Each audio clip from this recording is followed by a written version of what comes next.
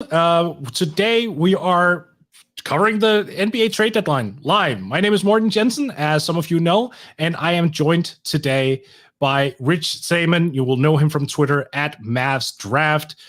Rich, it's been crazy. We thought that we were going to be waiting a little bit. There are a couple of rumors floating yesterday that this would be a quiet deadline. I think it's fair to say it has not been quiet. No, I really do think less is more when it comes to the NBA and trade deadline. The less you hear, the more crazy things are coming out. I think, the Aaron Gordon stuff clearly was smoke with Boston. I'm loving it. This is also the most whirlwind of a deadline I've remembered since, what was it, like 2014, where I remember like Enes Kanter was traded. That one was a wild one. And I'm hoping that we still get stuff down to the last minute. Yeah. Yeah. In 2015, I remember I did a live stream as well for my Danish audience, and nothing had happened for like 90 minutes, 100 minutes. And we were sitting there just looking each other's in the eye going, this is bad, because we had to make up so many like narratives and like keep the chatter going. And we were finally at that point where we're going, okay, so we have to settle in. There's not going to be happening a whole lot tonight. And then in a span of 15 minutes, you had like 11 trades that just flew in immediately. It was insane. I even though we've seen a lot of trades come in already, I want that to happen again. Yeah. I don't even know. Like, I want just all the madness. Like, I mean, we were talking about it a minute ago. Like, hopefully the Bulls aren't done. It'd be really fun because I don't know where you stand on it. I hope that they trade Lauri Markkanen just because I don't think they re-sign him, or that they want to re-sign him, at least if they do. I'd really like to see one more move, and he's got a tradable contract at, what is it, like $7 million, I think. So something like that would be really nice. I really hope we're not done with the chaos and that all that's left is like Oladipo. Yeah. No, I would almost be surprised if the Bulls hung on to Lauri Markkanen at this point, because given that they traded for Nikola Vucevic, and we'll touch on that, people. Don't worry about it. I don't like that pairing. I don't like the Vuce Markkanen pairing. Like, that's just all offense, no defense. It doesn't really make a whole lot of sense. But I was thinking, Rich, let's start with the Orlando Magic, really, because I've been waiting for this day where they finally took, a sledgehammer to that entire roster. Like, because here's a crazy stat for you.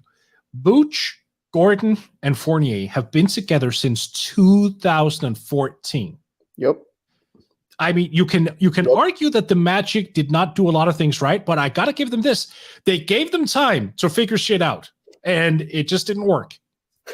Yeah, I mean, I remember when the Fournier deal was an absolute steal. It was Aaron Aflalo, and they got a second-round pick and Fournier for him, which I thought was the steal of the century at the time. And Aaron Gordon obviously was also in that draft, so they and props to them. This is the last good summer that ownership, or excuse me, front office had, because they traded, passed up on Dante Exum, who was the popular pick. Everybody was like, okay, Exum has to go fourth. They chose Aaron Gordon. Obviously, that was an amazing pick. After that, everything downhill. But this new front office has just, they were patient enough, and they saw the light at the end of the tunnel with Cade Cunningham as a prize, and they did it. And what's funny to me, though, and we were talking about this, and if you follow me on Twitter, like, you've seen it, people are mad. Like, I don't understand. They're like, why aren't the Magic trying to win? And it's like, what? Like, this is like 3 years overdue. I mean, this isn't something that is exactly controversial. This is exactly what bad teams should do when they're in this situation. Because if you're in the middle, you're in the worst spot in the NBA. Yeah.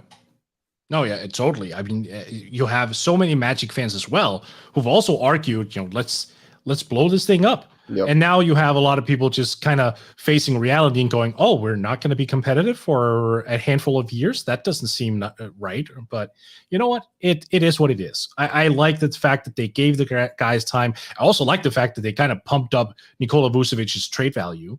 And Aaron Gordon, of course, you're never going to get legit value for him because you were misusing him for what, 7 years, 6 or 7 years at the very least. I think Gordon is going to be unleashed. Obviously, he went to Denver. Maybe we should just get all the information out there for people who may not have followed along from the start. Evan Fournier went to the Boston Celtics for, I think it was 2 second-round draft picks. I think it went into the exception, right? Yeah, I have to assume so because he was at $17 million, I believe. Yeah. And their trade exception was $28.5 million, I want to say. But it always seemed like that exception was going to be spent on a Magic player, be that Fournier or Gordon, maybe even Vooch, who was rumored for a long while. It went on Fournier, Gordon, like I mentioned, to Denver, Vucevic to Chicago, and now they're just starting all over. They got Wendell Carter Jr. back, and I think that's an interesting subplot as well. Carter Jr. now up against Mo Bamba. It's almost like whoever wins that matchup is like the center of the future, I think. Man, and I don't think it's going to be Mo Bamba. I still don't think – I think he's out in the offseason by then.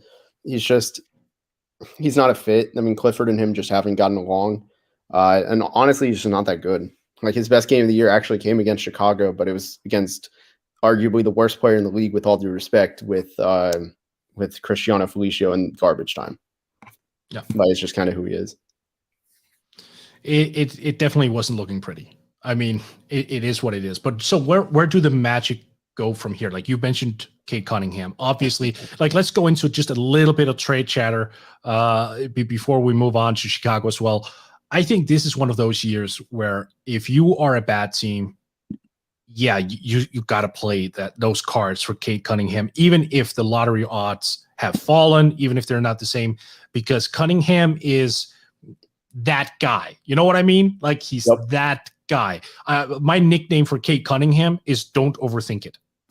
Yep, there's too many people who are way past that point that have just overthought every single thing on him. And to me, this is top 8 is very, very solid. I mean, these are guys who would go top 5 any other year. You can make an argument, even 9 guys deep on that. And then it kind of flattens out after, but it's still a really solid bunch that if the Bulls pick turns into the 19th pick, you still get a quality player. And if say the Magic just screw the lottery, you know, they wet the bed on it, like, or they, whatever the phrase is, like, you know, they get the 5th pick, 5 and 19 could easily move you up to 3. Yeah. And depending on what you want to offer in the future, of course, but like it's very possible. And there's so many guys that would go number 1, I think, in the top 4. I think 4 guys would be number 1 picks any other year. Yeah. I mean, you have that 5-man starting, like, you know, the top 5 picks are the ones I'm looking at. I think there's a significant step down from Cade to anyone else. And then you have that foursome of Evan Mobley, Jalen Suggs, Jonathan Kuminga, and Jalen Green. And then from there, you kind of take a step back from there, because then it's like the Sharif Coopers and whatnot. But if you just get one of those 5, I mean, you're looking pretty good. And of course, like if you get number 1, you have the best start to a rebuild that you could ever imagine. But like you're not down in the dump if you end up with Jalen Green or Jonathan Kuminga at all. Yeah, and I think a lot of people are forgetting because they're hurt. I mean, their 3 cornerstones haven't played since January. I mean, Cole Anthony, Markelle Fultz, and Jonathan Isaac they already have a core. They're not starting from a blank slate. You know, like Detroit kind of was last year. You're a little bit ahead. You know, I don't really see it as a major concern. You can get back in 2 years. Right. That would accelerate it. So apologies here because we also have a lot of questions. We're on live on YouTube, and there we have a comment section. So we're going to keep our eyes on that as well, answering questions throughout the next 3 hours, which are going to run by so quickly. But before we go to the questions, I just want to wrap up the Magic here, because one thing is the draft is now their best friend. They finally have, you know, a new, like, kind of like if you go into a rebuild, you kind of get yourself this identity of being a rebuilding team. So now you're going to be looking at young players. You're going to be, I presume, getting the most out of your primary guys for draft compensation down the line, like maybe multiple seconds. You're going to do all those things, but you're also going to be doing the same Hinkie deals, I'm hoping. Like the smaller contracts, the guys who are flying under the radar. I'm so much more psyched about the Orlando Magic right now, just compared to where they've been over the past 4 years, because now that door of opportunities are open, and that was shut for such a long time. I mean, what are we looking at here with the Magic? Also, just in terms of new thinking and like, what should they try to actually gain here? What should they look for? Yeah, I mean, First of all, the front office didn't really take many of these guys in because they took over, I think, in 2018 or 2017. It was 2017 actually. So 2017 was their first time, experimenting with the roster, and they said we're just going to ride it out, see what happens. They extended Aaron Gordon, of course. That was pretty much their only move with this core. That and Vucevic, the extensions.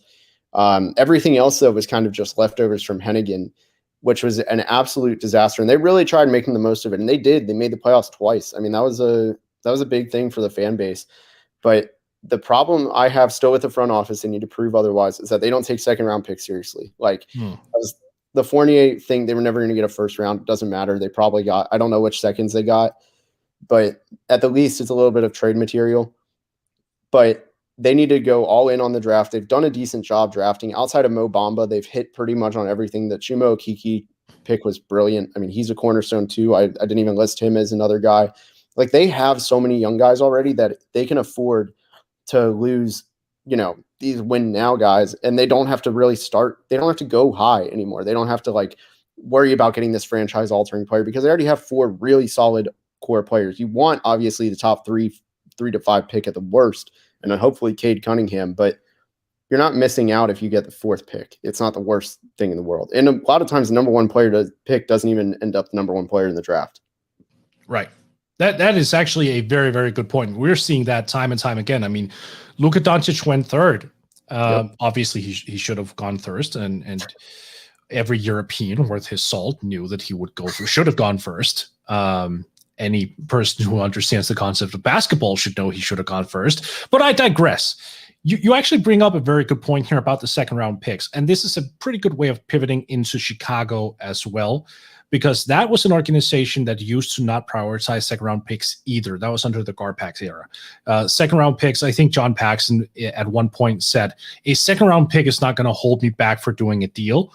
But when you look at his deals, oftentimes they probably should have, John, really, when you think about it. But yeah, I think valuing second-rounders is immensely important. So let's go into the Bulls. They are now run by Arturas Karnisovas, Mark Eversley, Billy Donovan is on the sidelines. It's a brand new organization.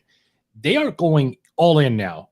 It's Zach LaVine who they're building around. They hope to retain him when he's a free agent after next year.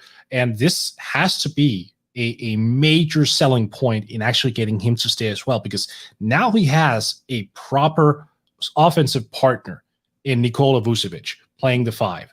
I mean, Vuce is averaging 24.5 points, almost 12 rebounds and 4 assists, shooting really well from 3. I think over 40% and almost hitting 3 triples per night, if memory serves. I mean, they finally have a competitive and competent duo here. So from the Bulls side of things, what are we looking at moving forward? Are they going all in on the win now concept? I think so. And even then, though, I mean, they still have a few years of a window in it. Like, this is I really do like the fit with Zach LaVine. They finally get him the second option, I think, that he's been dying for. They kept Kobe White. They don't really have to do anything with that. So they keep the offensive firepower. I think another area, and I never thought I'd say this because at the beginning of the year, I thought he was the worst contract arguably in the NBA, but Al-Farouq Amino's defense has been helpful. I think he's going to be stepping up in a lot in that area. His offense is pretty terrible outside of away from the rim, but getting Vucevic, that second guy, or I'm sorry, well, actually, yeah, it goes both ways. Getting LaVine and Vucevic, that second guy, the explosive second guys, I mean, both of them can flirt with 30 any given night. That's huge. And I think it'll make up for one of my criticisms was the lack of defense that the Bulls now have, especially at the rim. Not that it ever was strong, but I do think that the offense can easily make up for it much more than it was, a month ago or really today. And there's a reason you did not bring up Lauri Markkanen in this, I imagine, because it seems like he probably is on his way out. That wouldn't shock anyone. For people who have seen and followed this channel, they would know that I have been, what's the kind word, critical of Mr. Markkanen. Yeah. Before we started airing here, you and I, we spoke for about 30 minutes. And one of the things we kind of agreed on is Lauri Markkanen, if he was 6'7", would be a vastly better player, because he is essentially a 7-foot shooting guard who doesn't really rebound, who doesn't really play defense, and he can't really put the ball on the floor a whole lot. Like, he would have been better as a 6'7" guy. Yep. Yep. No, he's a big shooting guard. That is the best way to put it. And I wonder if there's a market for that out there. I mean, a lot of people have thrown out the New Orleans Pelicans. We even have a question as well, just in terms of, if the Bulls were to get Lonzo Ball, it's from Mess. What odds do you put on Lowry for Ball next? Seems obvious with the overlap of Lowry and Vooch. Would the Bulls be willing to add a pick? Would you? I wouldn't add a pick. Right? It would be straight up. I almost think a 1-for-1 would somehow be fair, which sounds wrong, but sounds right at the same time. I think that's a good way to put it. I would probably attach a second rounder, maybe even two if push came to shove, because Lonzo, I feel, is still such a tremendous upgrade just in terms of playmaking over Kobe White. He brings you a lot of size. He brings you a lot of defense. He brings you rebounding. He does present a lot of scenarios that the Bulls otherwise didn't have before. But you know what? Before I go too far into the Bulls, I actually want to bring a video up screen here because one of my friends, Jason Pat, who runs the Bulls podcast, Cash Considerations with Ricky O'Donnell off of SB Nation, he sent us a video before we started going on here. That was actually before the trades went down, and you can sense the frustration in his voice. Because this was after last night's loss to the Cleveland Cavaliers. And I think after that, we should take a look at the Bulls moving forward. So here is Jason. This is Jason Pat, the Cash Considerations podcast. It's a Chicago Bulls podcast talking about the NBA trade deadline and the Bulls coming up. The Bulls go into the trade deadline with just a god-awful loss to the Cleveland Cavaliers, 103-94. I feel like just a perfect signal that this team needs to do something at the trade deadline. I'm not really sure what that is. They got to do something. We talked about this on our last pod. That just we needed to see something from this new front office. They didn't do anything really in the offseason. They drafted Patrick Williams. They hired Billy Donovan. They signed Garrett Temple, and that was basically it. They brought back basically the same roster to do this whole evaluation season. And so far, the evaluation is Zach LaVine is great. Thaddeus Young is having a career year, and all the rest of the young guys have been kind of crap. And now I think at this point, you got to start getting off your ass and making some moves here, whether that's trading Lauri Markkanen. Maybe you look at trading guys like Wendell Carter and Kobe White. You figure Zach and Patrick Williams, that they are basically untouchable, but the rest of the roster, I think you got to start looking at making some moves here. I'm not sure I can say that I'm definitely expecting anything huge here, but like it would definitely be very disappointing if they don't do at least something. I know that the Lonzo Ball rumors have been out there. I would certainly be totally fine with Lonzo Ball coming here. I think that'd make the second half of the season a bit more exciting. I saw some weird stuff with Victor Oladipo's name out there. I'm not sure about him. He's been kind of bad since his injury, but I mean, there's certainly a lot of different ways the Bulls can go with this. I know they're right there in the play-in picture still, the 10 seed or whatever.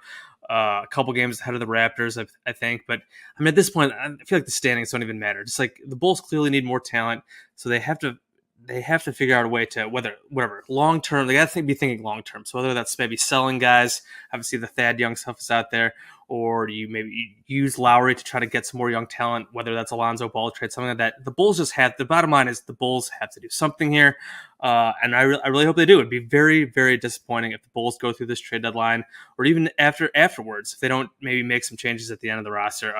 Basically, they got to start shuffling through this roster. AK's got to put his stamp on it, and hopefully he does do that. So we'll see what happens. Look, I think it's pretty clear that the Lord and Savior, Michael Jordan, listened to Jason's demands here and acted on it. I'm a Jordanist, so that's who I believe in. I know he's real, first and foremost. So look, we're looking at a Bulls team that is drastically different from when we woke up. I mean, everything Jason asked for just outside of Ball, but that could come. We still have time for that. It seems like that's come to fruition. Everyone was just so out on the young core. Like Kobe White was not really progressing. So now that you're taking the ball out of his hands a little bit more, you now have Sato. The ball is going to go into the hands of Vucevic a little bit more. Now you also have Troy Brown Jr., who's actually a pretty decent ball handler. You remember when he played in the bubble, like he actually averaged 4.5 assists. He was the primary ball handler. There was lots of light there. You have that secondary guy, like you said, both LaVine and Vooch can now flirt with 30. I mean, job done in terms of making something different out of this roster. Yeah, I mean they really shook it up without taking away important pieces. Is that the right word? Yeah. Like they kept the main rotation. I mean, Otto Porter's gone. Like Wendell Carter, yeah, that one kind of hurt, but he kind of had, I don't want to say stagnated, but he wasn't going to get too much better in Chicago. He kind of needed a change of scenery, and I fully believe that those things are real. And then you look at what Troy Brown, he needed a change of scenery. He hadn't played at all this year. He was amazing last year, I really thought. Even if it was a little bit inflated because of the system, he was still scoring on all three levels. He was still showing a lot of promise, and even out of Oregon, I was a big fan of him.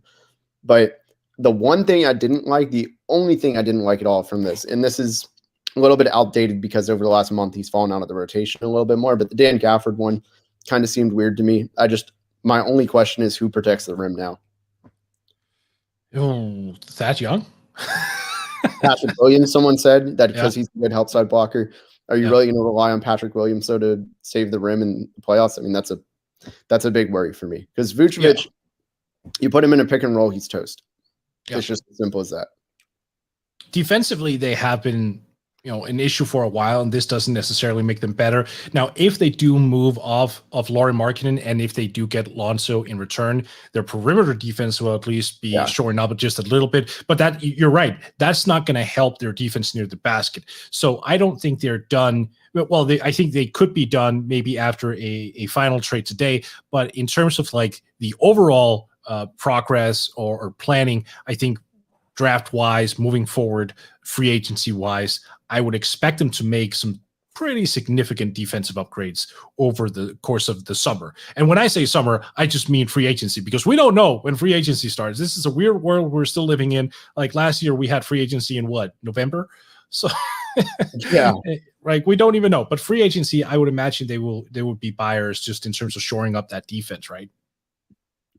Yeah, I mean they have to. I don't know who the pieces they could get are. Maybe, dare I say, the current Maverick. I don't know what the cap situation looks like. I mean, do the Bulls have a lot of cap space? Well, I actually haven't run the numbers after this trade. But Vucevic, they're sacrificing a lot. Yeah, Vucevic deal is declining, but not by a whole lot. I think it's about $2 million a year or something. So Jason on the YouTube channel here actually says Amino does add defense.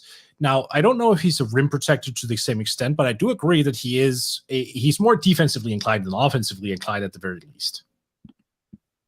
Yeah, I at the best, he's a neutral defender. The problem is, again, pick and roll, it's about 20% of the time he makes the right play. That's not a risk I'm willing to take if I'm a fan of the team he's on. And luckily, the thing with Clifford and the Magic was, and Vogel even back in the day, they really knew how to overcome his shortcomings on defense. So I think maybe Billy Donovan can do the same thing. Not sure how confident I am in that statement, though. Yeah. No, there are definitely some areas in Chicago that still needs to be fixed. And it's funny because last night Oladipo was actually rumored to be a candidate for the Bulls. It wasn't a rumor that really got picked up a whole lot, but it was something that was floating around in the periphery of everything. And obviously it seems like he won't be going there because of how do you even match those contracts right now? Besides, it seems like he's more hell-bent on going to Miami and maybe even New York. And that's actually a question we also have here from Jared Smith. Basically, he was asking, where is Oladipo going to go? So Rich, in your opinion, is he Miami bound? Is he Knicks bound? Do the Rockets just trade him for whatever they can get, and then he has to figure out on his own, where he has to play? Like, what are we looking at with Depot? I got a hot take on him. I do think he gets bought out. I think he gets bought out. Wow. I don't think they move him. I think Houston's going to have such a high price. That's my scorching hot take. It's probably not a good take, but it's my hot take. That or they sell him for like seconds. I mean, it's going to be pennies on the dollar one way or the other. Look, I welcome hot takes. Hot takes sometimes can be right. And if that happens, then you're going to be looking awfully smart. And if they, no, you already are, but if they actually end up doing that, I mean, that would be insane when you really think about it. Like Victor Oladipo, a guy so many people still look at as being the Victor Oladipo of old, the 23-point guy getting bought out. It's almost, it's a weird time in the NBA, because if he gets bought out and a guy like Andre Drummond also gets bought out, then you have to think, what is the buyout market really? Do we need to make some sort of alterations to it? Because these are former all-stars in their prime years getting bought out and becoming unrestricted free agents who can then sign with championship contenders. It only let's say both go to the Lakers. Then what? See, my take with all of it is 3 teams can't get everybody, right? Because everybody puts them in Brooklyn, LA, and LA. Those are where everyone's oh, they're getting bought out. They're going to one of those 3 teams. But in reality, guys go other places. We had a couple years ago, people went to Milwaukee. Granted, they're top team, but Amari. This is a terrible analogy to point to prove my point. But David Lee, when he was bought out in 2013 or 14, Amari Stoudemire went to Dallas. Guys go other places. I mean, I think some of the biggest ones like Drummond and Aldridge, 100%, they're going to go to one of the big spots. And if Oladipo's bought out, it's no question he wants to go to Miami. That's a no-brainer. We can forget about those. But Otto Porter is a guy who I think gets bought out. Is he really going to only go to one of those 3 places? How do they have the roster space? How do they have? I don't know. I don't see it. I think eventually someone else has to be in the mix. I think Dallas could be in the mix for it. Portland. You could even Philadelphia. I'm sure has some way to get someone. I don't know. I think it's weird how and JJ Redick not everybody. You can't put 10 players, 12 players on 3 teams. That's just right. Too many moving parts. But that said, it's still a significant level of talent that's available. Andre Drummond is, I think, averaging 17 points, 17.5 points and 13.5 rebounds, if memory serves. Those are astronomical figures. And then you could end up having him potentially for a min deal because he'll get paid still by the Cleveland Cavaliers for the rest of the year. That, to me, that's it's almost like you're gaming the market. And by the way, also, I appreciate the David Lee shout out because he married a Dane, so I'm invested. See, I knew what I was doing in the long run. I totally knew that, and that's the only reason why I actually that's so funny. I don't know what he's up to now. I think that was one of his final years in the league. I feel like maybe he went back to Golden State. I don't even remember, but all I know is he's having a hell of a time with Karolina Wozniacki, one of the best tennis players ever. So he's enjoying life. Good on him. He's winning at life, and we're sitting here on YouTube. That's how. That's the contrast, right? Yeah. No, but I just think it's a conversation that was up a couple of years ago as well. A lot of these top tier teams were able to sign, really good players off the buyout market. And I just wonder, if you're signing, let's say an all-star, if there should be some level of compensation that's given up or some sort of penalty. But it's also, that would be unfair because if that guy wants to go somewhere else that's not a top tier team, then that wouldn't be applicable. I don't want to be in a situation where the rich necessarily get that much richer all the time. I understand the concept that the rich do get richer and market sizes, they matter. That said, it would be interesting to at least see a more broadened competitive field. Yep. So I am just going to look through because we have a lot of questions here. And one of the questions here also from Melte is, what do you think of the Norman Powell trade? And I knew that one. Ooh. Yeah. So I know that right before we started recording or right before we started broadcasting, that actually hit us. And you were you say, I think I'm quoting you right if I'm saying that you said your head was spinning, right? It's the one that got me confused, that it felt like a whirlwind. I get it, but do they really get better? I felt like it was just such a lateral move. I don't know. I know Gary Trent hasn't exactly been great lately. He's kind of cooled off, especially since the second half of the season started.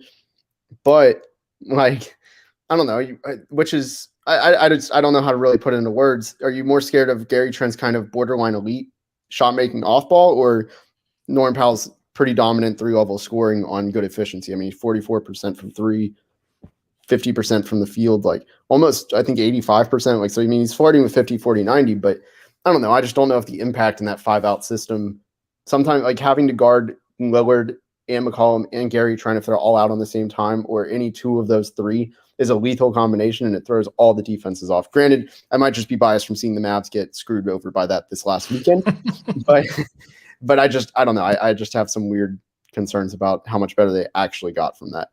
Yeah. And there's also a different component that just puzzled me, because one of the reasons that you might wish to get out of Gary Trent Jr. is because you were going to be paying him a ton of money very, very soon. Yep. Thing is, Norman Powell has an $11.6 million player option for next year, meaning that in a couple months, he's going to decline that, because if he's not, he should fire his agent.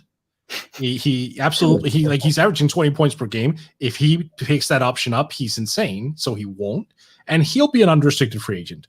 So whatever the Blazers are doing here, they would have either had to pay, Gary Trent now, or Norman Powell as well. So I don't even see the logic in getting Powell on unless he was like locked up to maybe 2 or 3 years. Yeah, if the motivation was financial related, I don't get it. I mean, I guess that, they upgraded Rodney Hood. Rodney Hood was good before he tore his Achilles a year and a half ago, but I don't know. I can't wrap my head around this one. A lot of these trades, I can make sense of it. Maybe I'm just not in tune with Portland enough. That's very well a possibility, but yeah. I can't make sense of it in a way that, hey, both sides, I don't know, that both sides got better, it feels like Toronto got a better deal. Not going to say they won the deal, but on paper they got the better deal, I think. Right. It was a good sell high. So let's talk about it for Toronto's side, because now you can put Gary Trent Jr. next to OG Anunoby. Defensively, that becomes super interesting.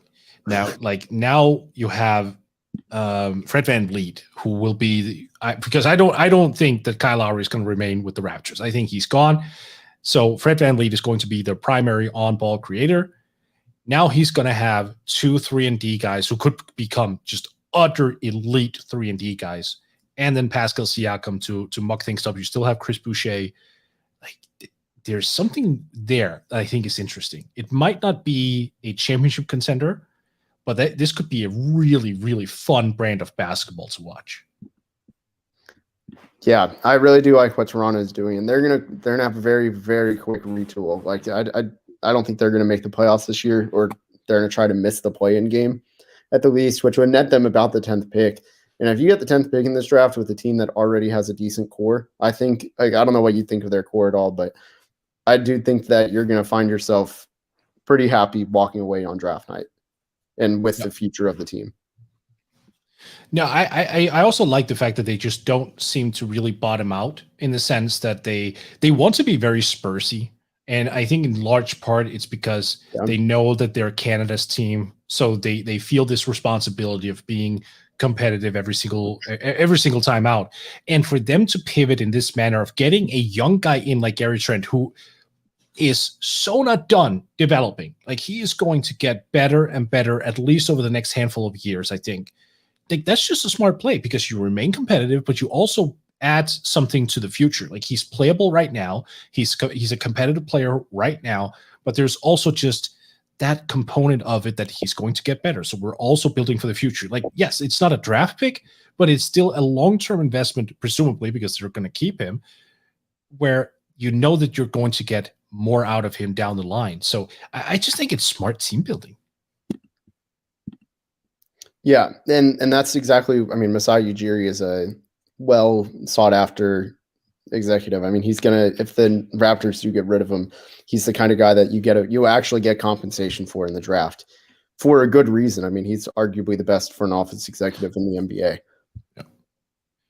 So we have a question here from CJ, and this is a little bit going back to the Magic. Thoughts on RJ Hampton and his fit with the Magic? Yeah, it's a good buy low, or not buy low. It's a good gamble, I should say. I wasn't big on RJ coming out of the draft. I know a lot of people close to him. Orlando is a place that people wanted him in, especially at that range for Cole Anthony. Instead, they got both, which is a pretty good risk, I think. I don't know if his shot is really ever going to be anything, but he's arguably the quickest guy at his size, one of the very quickest at his size in the league. And if you can get him halfway reliable jump shot, I think the defense will come. I'm not really worried about that. And he's an outstanding slasher. I've seen him since he was 15 years old, which seems like a lifetime ago, but he's young and you got to take these chances. And I think that's part of why I don't really worry about the Vucevic trade, even if this is flawed logic. They got people talked about how on national media here, like how the Magic didn't get a young player. They said Wendell Carter wasn't enough, which is flat out wrong. But they also got RJ Hampton. They got two. I don't remember. RJ Hampton probably should have gone top 20 this year.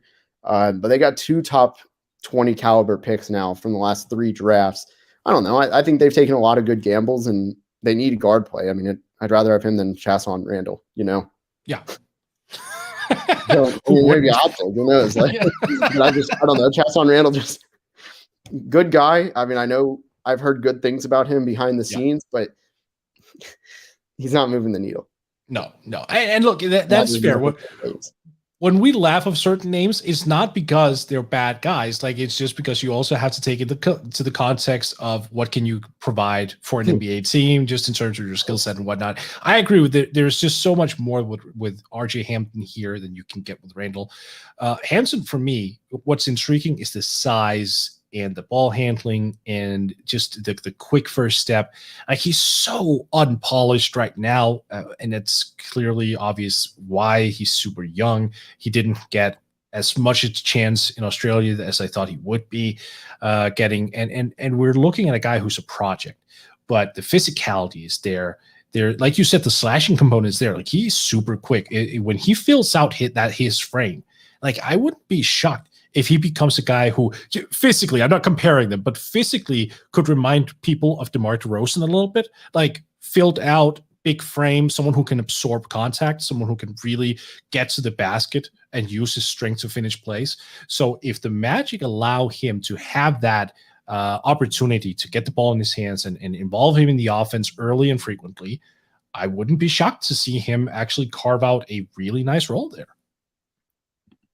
Yeah, I do think it's a very realistic thing, and looking at the history of the Magic when they trade for these raw projects. I mean, not necessarily raw, but these young guys who have kind of, I don't know how to word it. Like, I'm thinking of Tobias Harris in the JJ Redick trade, which outstanding steal. I hate that I'm citing this last regime's successes so much, but I mean, the Magic have done a decent job though of finding diamonds in the rough over the last 10 years. So I trust them. If, like, I wasn't hugely high on RJ. I was kind of in the unpopular camp that I wasn't too comfortable with him. But, and Orlando doesn't have a reputation for developing players, even though it's kind of wrong. This core complements him a lot. Chuma Okeke's really good for him. I think having Cole as that scoring guard next to him really opens up the floor for him too. And I really do like the fit with the current roster, and having Jonathan Isaac next to him on defense. There's a lot that complements his weaknesses. So I think it's a good chance for him. So this isn't a question, but we got a comment, and I think this is addressed to you because it's just a statement that says "Fire Donnie and Carlisle." I'm not there. I don't understand why. I've seen that sentiment getting repeated here and there from Magic fans. Educate me here, Rich. Like, why is that a thing? Yeah, I mean, Donnie does deserve criticism. I'm still not there on the firing him. Right. It's not all his fault. I mean, it dates back, if you go back 8 years ago, the Giannis stuff. He really wanted Giannis. That was obviously a hit. But he was overrode by Mark Cuban wanting, I think it was Dwight Howard was that year or something like that, and that obviously never happened. So that was really bad. That's not Donnie's fault, but the team just hasn't been that good in the last 2 off seasons. It's kind of whiffed. I mean, the trade with Miami falling through, who knows really whose fault that was. Last year promising, big changes, and then they got Josh Richardson, who I don't even think they won that trade. So he's rightfully under fire. I'm not there for fire Carlisle. I don't see how he's at fault for any of this. Right. Can't get there. I know, they haven't won a playoff series since 2011. They took the Spurs to 7. Arguably the biggest X factor in that series got suspended for Game 7, even though he was like the 8th man. DeJuan Blair was huge in that series. Can't blame Carlisle for him kicking a guy in the head, even though I still don't think that was dirty, but that's my hot take. I don't know. how much better are you getting by firing Carlisle? Is that really why the Mavs are so bad, even though the talent's bad? I don't know. I have this policy that if someone wants to fire a coach, knowing full well that like 25 teams would get in line to hire that coach, then it's probably not a good idea to fire that coach to begin with. Like he is obviously a championship level coach. He obviously has a very good rapport and a good relationship with players. I think that matters tremendously. And I also think it's fair to question, would Luka necessarily have developed in the same sense? Like Luka would always be Luka. I'm not saying otherwise, but I do think that Carlisle especially deserves so much credit for framing Luka in the way that he has and giving him that level of responsibility and acknowledging, I don't care if you were 19, 20 years old. Your skill set is already ready to do this amount of damage. So I'm just going to unleash you. I mean, how many coaches out there, like I'm thinking of like someone like Tom Thibodeau, for example, would have absolutely put the handcuffs on Luka for the first year or two. Yeah. I mean, there are a lot. And what's funny about that you say that is Carlisle's reputation is not giving young guys enough chances, which kind of is rightfully so. I mean, this year has been really weird that Josh Green doesn't touch the floor, yet Wes Iwundu does. And I'd make a strong argument that Josh Green is actually the better player. Things like that are bizarre. I've never understood that. I don't know what goes on behind the scenes that causes that. But when you put him with top young talent, I really do think that he knows how to get guys maximized. Luka obviously cares a ton about winning. I think both of them just want to win. And Carlisle's system fits what Luka does. It helps him individually, and I think it helps the team win. You know, you really can't control makes and misses. I mean, Dorian Finney-Smith is having the worst shooting year he's had with Luka, just not shooting from the corners, which is his strength. He's only shooting like league average from there, league average numbers overall, but from that corner, he's actually below average. So things like that, you really can't blame Rick for. I don't know. The talent just isn't good enough on that team. And the only person I would take over Rick Carlisle, because I do think there's a chance that it'd be stupid if this happened. If the Mavs wanted to change from Carlisle, the only person I would realistically go for would be Brad Stevens. Yeah. I would take that in a heartbeat. Unless, of course, Brad Stevens goes to Indiana for some reason, which apparently was a... Why would you go from a top 5 NBA coach to an overrated college program? Hopefully there's no IU fans here. No, I don't remember. I think was it Voj who actually came out and said, if you're going to the pros, like if you're in the pros, you're not going to go back to college. Yeah. Like, you know, when Voj shares out opinions, then it's real. Like, yeah. But let's stick with the theme of the Mavs though. What is the next step here? Obviously, they have Luka. Obviously, Porzingis is still there. There's questions remaining just about his durability and all things like just injury concerns. What's next step here? Because they were a team that was not necessarily this week, but had been brought up in the past like a possible destination for Aaron Gordon because the fit kind of would make sense. He's obviously in Denver now instead. So what should the Mavs be looking for over the next year or so? Yeah, I mean, I think I hate the fact that all they do is go all in on free agency every year. One way or another, it bites them in the ass and they don't get what they want, whether it's like this year where everyone just re-signed. If, you know, they miss out on the guys that they can get, like 2016 is a prime, or maybe it was 2017 with Mike Conley, Hassan Whiteside, which both of them find that they didn't get, maybe not Conley, but I mean, it's a consistent theme, and they need to change up their approach. I think they need to start taking the draft seriously. It's hard right now a little bit with the assets they have, but they need to start going a little bit different rather than just going, hey, let's get the top guys that, you know, every other team wants. Let's compete with LA, Brooklyn, Miami. You're not winning those. Like, whether or not it's location, you're not beating out Miami. Miami just made a finals. They have an amazing head coach. They are on the water. You're not beating any of those factors. I mean, they have Jimmy Butler. You could go down the roster and say, this is why they're going to beat us. Luka is awesome and probably one of the top most desired players to play with. I mean, I've heard NBA players that have said they want to play with him. But at the end of the day, the Mavs just, I don't know. I don't know exactly what it is. The best free agents the Mavs have gotten are DeAndre Jordan and Wesley Matthews, both after their primes, you know, and they just need to change up the approach. That's the entire solution. I don't think they can keep taking, and they don't also really in my opinion. They don't have a good draft eye. Right. That has been an issue for years. I mean, that's something that's been brought up outside of Luka, and I understand when people bring up, well, they got Dirk and they got Luka. So organizationally wide, I mean, those are objectively great draft picks. One of them brought a championship. The next one presumably is going to win multiple MVPs. I would almost be disappointed if that didn't happen. So in that sense, you could argue that when you hit on the right guys, but that was also 20 years in between or something along those lines, maybe even a little bit less, 19 years. Yeah. But it's in the peripheries when they are drafting a little bit low. That's when they aren't really hitting on certain guys. So if they do improve their drafting at some point, you're basically saying that would be one of the biggest things that could change.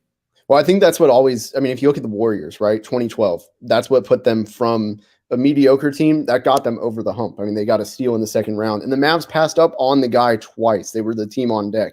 They chose 29-year-old Bernard James instead of Draymond Green. Like, come on. Like, Jay Crowder was excusable, I think, but passing up on Draymond Green, like, those situations it doesn't matter who was really after. It's the fact that they miss consistently. Going back 2012, they chose Jared Cunningham. Awful pick, probably the worst player from that entire draft. Any round consideration. I mean, he was horrible. 2013, Shane Larkin's out of the league. Granted, he's an MVP somewhere in Europe, but like it's just year after year. It's just they take these guys that just do not pan out. Justin Anderson the year after. In 2015, they made a joke of the second round and just took Satnam Singh, who had no business playing anything near NBA basketball. It's things like that they just don't care, and they think that the draft doesn't matter. But literally every single player came through the draft. Like, how are you gonna value free agency without valuing the draft? Sorry, go ahead. No, I was just going to give people a little update if they joined in a little bit late. Obviously, we are here to cover the NBA trade deadline. My name is Morten Jensen. I'm with Rich Stamen, and we have been talking about the Magic. We've been talking about the Mavericks, the Bulls. There are a lot of trades have already gone down. We have in an hour and 13 minutes until the actual trade deadline. We're going to stay live for an additional hour because, as we know, trades can trickle in as long as you just get into the queue of putting in a trade order or a trade call before the 3 p.m. deadline. You can actually still complete a trade within the following hour. So we're just going to make sure that we analyze everything and we get everything out of the way. In the meantime, hit the subscribe button and stay tuned for updates. We're going to be looking at Adrian Wojnarowski and Sham Charania, Mike Stein. We're going to follow along on Twitter as well, just as you are. So ask questions if you have them. And we actually have one from Saul, and we're going to stay in Texas because that's about the Spurs. And do the Spurs trade anyone? And before I put it over to you, it's crucial to bring up the fact that LaMarcus Aldridge obviously is no longer active for the Spurs. The two sides decided we should part ways, and they are working together in unison to find a solution. Whether that's trade, whether that's buyout. Like, Rich, what do you think happens there with Aldridge? Yeah, I mean, 100% bought out. There's no way he gets traded. I thought the only possible one was maybe Otto Porter, but that's obviously out the window. So I think he gets bought out, goes to, I know what I said earlier, but he is definitely one of those guys that's going to ring chase. I think LA, one of the two spots, is actually going to, LA to LA, I didn't even realize what I did there. But I think that's what's going to happen. I say the Clippers. Also, speaking of Clippers, I don't know if you saw Kyle Lowry is now linked to them. Nothing makes sense anymore. Oh, who had that? Great question. Let me check. I saw something pop up on it, and I wish I had kept that. I don't know. I don't remember, but I saw it from a reliable source. Interesting. It was that like they were talking. It wasn't that like,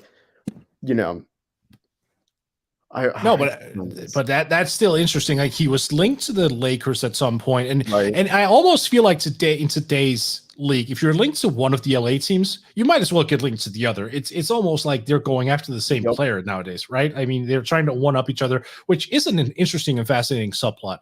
I could see that actually happening. I mean, they wanted a playmaker for a long while, the Clippers, but what would they give up? That would have to be Luke Kennard. And and they're happy to do that. They're very happy. I'm sure that was a horrible contract. Right. Yeah, I mean, he's bounced back a little bit, but at the same time, we're looking at a situation where he's still not the player that he used to be, I think is fair to say, or at least what you thought he would be at that time. So I am just going to be looking over some of the, give me a second here. Yep. Rich is going to be right back. In the meantime, we are going to go to Shamit Dua, who has a video for us just about the New Orleans Pelicans. What's up, Mort? What's up, basketball fans? My name is Shamit Dua. I am the lead writer at Bourbon Street Shots. You can follow me at Fear the Brown. I'm here to tell you about the Pelicans and what they may do at the trade deadline. Several Pelicans have been in trade rumors throughout the start of this process. JJ Redick, Lonzo Ball, Eric Bledsoe, to name a few. Those are primarily the three targets the Pelicans are going to play around with when it comes to trading players. I don't think JJ is going to get traded. He's probably going to get bought out. Teams are probably smart enough to figure out that, hey, we can wait around. He's going to want out. He's going to want to go home. Pelicans will buy him out. No need to send an asset for him. So I think that takes us to Lonzo Ball, who is probably the most attractive option the Pelicans have when it comes to the trade market. And I think a lot of teams are going to be interested in Lonzo Ball. I don't think a lot of teams are going to be willing to offer a significant amount of assets to acquire Lonzo Ball, namely because Lonzo Ball is a pending restricted free agent, and there will be many suitors for him this summer. Means he's likely due a significant raise when it comes to his free agency. Now, the team that trades for him will have matching rights, so that is an added advantage. But if you're a team that's going to trade for him, and you know he's in line for a $20 million contract or a $25 million contract per year, you're going to be hesitant. You're going to be like, why am I going to give up assets for this dude? One, if I'm New York, if I'm Chicago, who are potential suitors for this guy, they have the cap space necessary to just sign him outright. And they can call the Pelicans bluff. They can be like, hey, David Griffin, we know you're not going to match this amount of money, so we're throwing $20 million at Lonzo. We're not going to give up any assets for him. Have fun. So that puts the Pelicans in a little bit of a difficult situation when it comes to negotiation, but there are teams like Philadelphia, Miami, and the Clippers who are interested in Lonzo Ball, who don't have that kind of cap space. And if New York and Chicago really want to pull off the trade, they have to make sure someone else doesn't beat them to the punch. Lonzo has really improved his game this year. He's shooting like a career high, almost 39% from three on almost 8 attempts per game. He's made more threes and taken more threes than Trae Young. That's to kind of put in perspective how good of a season he's having.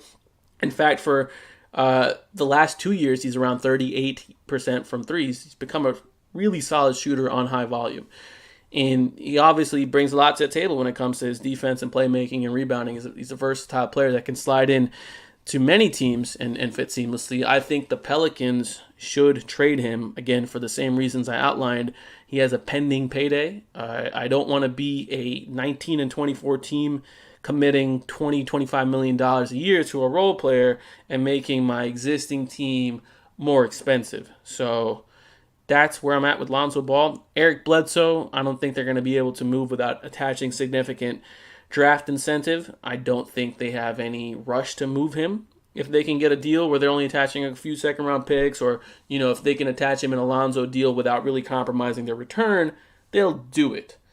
But I don't think they're too pressed to move on from Eric Bledsoe. They'll have an opportunity to move on from him down the road, especially this summer, where he becomes a glorified expiring contract. The final year of his deal, he's only guaranteed $3.9 million. So this summer, really, he becomes like an expiring contract, and he'll become easier to move, and there's no rush to do it.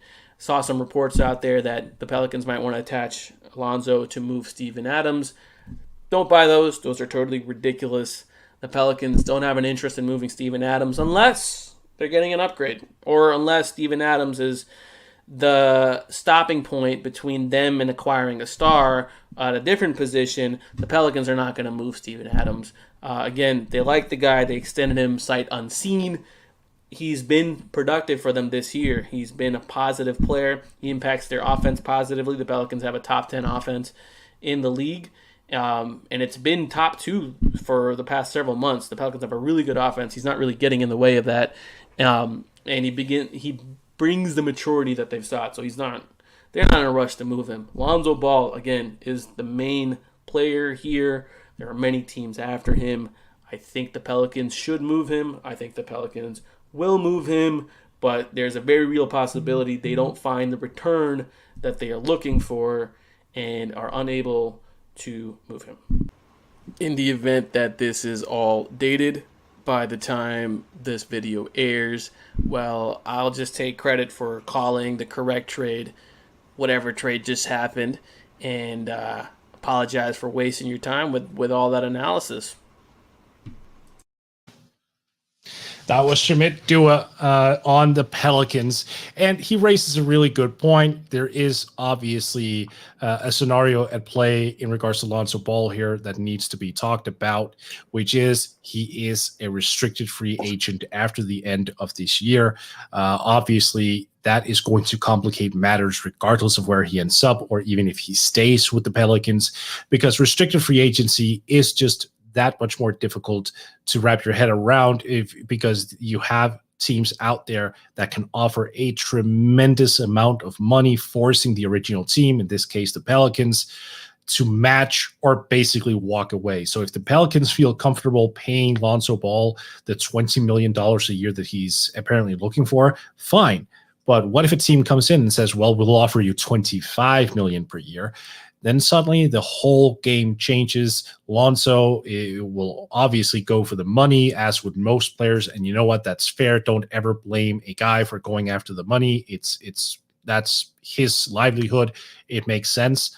But that just means that a team like the Pelicans or the Bulls or whoever maybe trade for him over the course of the next hour and 3 minutes, they would have some really tough decisions to make. Because if they give up assets, let's just take the team that's being rumored with Lonzo, the Bulls.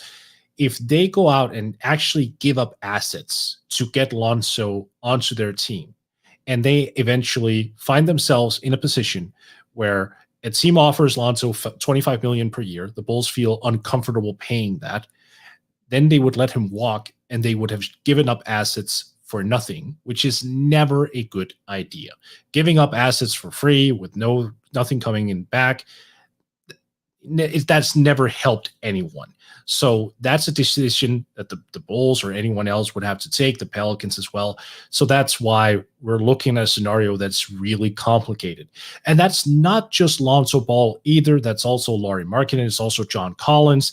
And I think that is why we have not seen any of those three getting moved, at least yet. Let me just check Twitter, because you know what? Things can change in a hurry. But so far, it seems that all three are standing pat so far. And it's just a tricky situation. A guy like Collins has before insinuated that he thought he was a max player or something along those lines. He tried to walk that back a little bit the other day. But as it stands right now, it does seem like he is under the impression that he is that caliber of player. So if the Hawks feel uncomfortable paying him that amount, what should they do? They should try to get off of his contract. They should try to get something in return if they were willing, or if they were able, rather, to ship out Collins, get something back, maybe a long-term asset in form of a draft pick, just draft compensation. That would be a huge win for Atlanta. But then, of course, the other team would be stuck in the same situation that I just brought up with Lonzo, where they would have to decide, what are we willing to pay?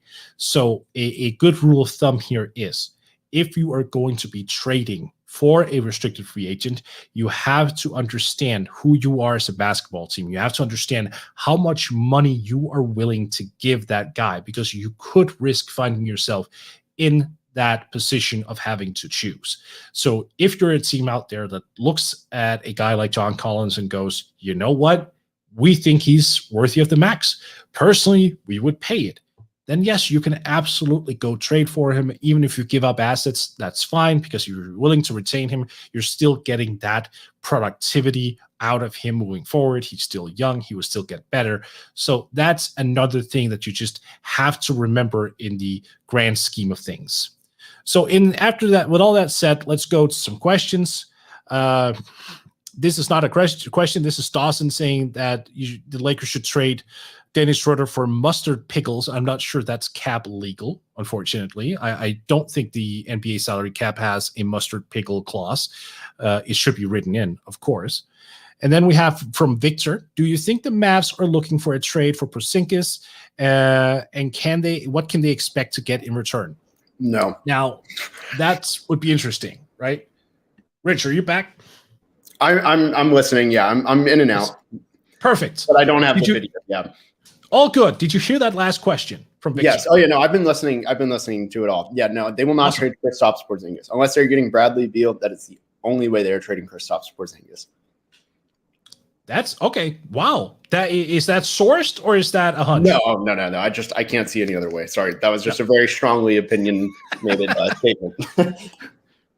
So that's actually funny because a guy like Bradley Beal, he was one of those guys rumored as well for a long time to be on the trade market. He really wasn't.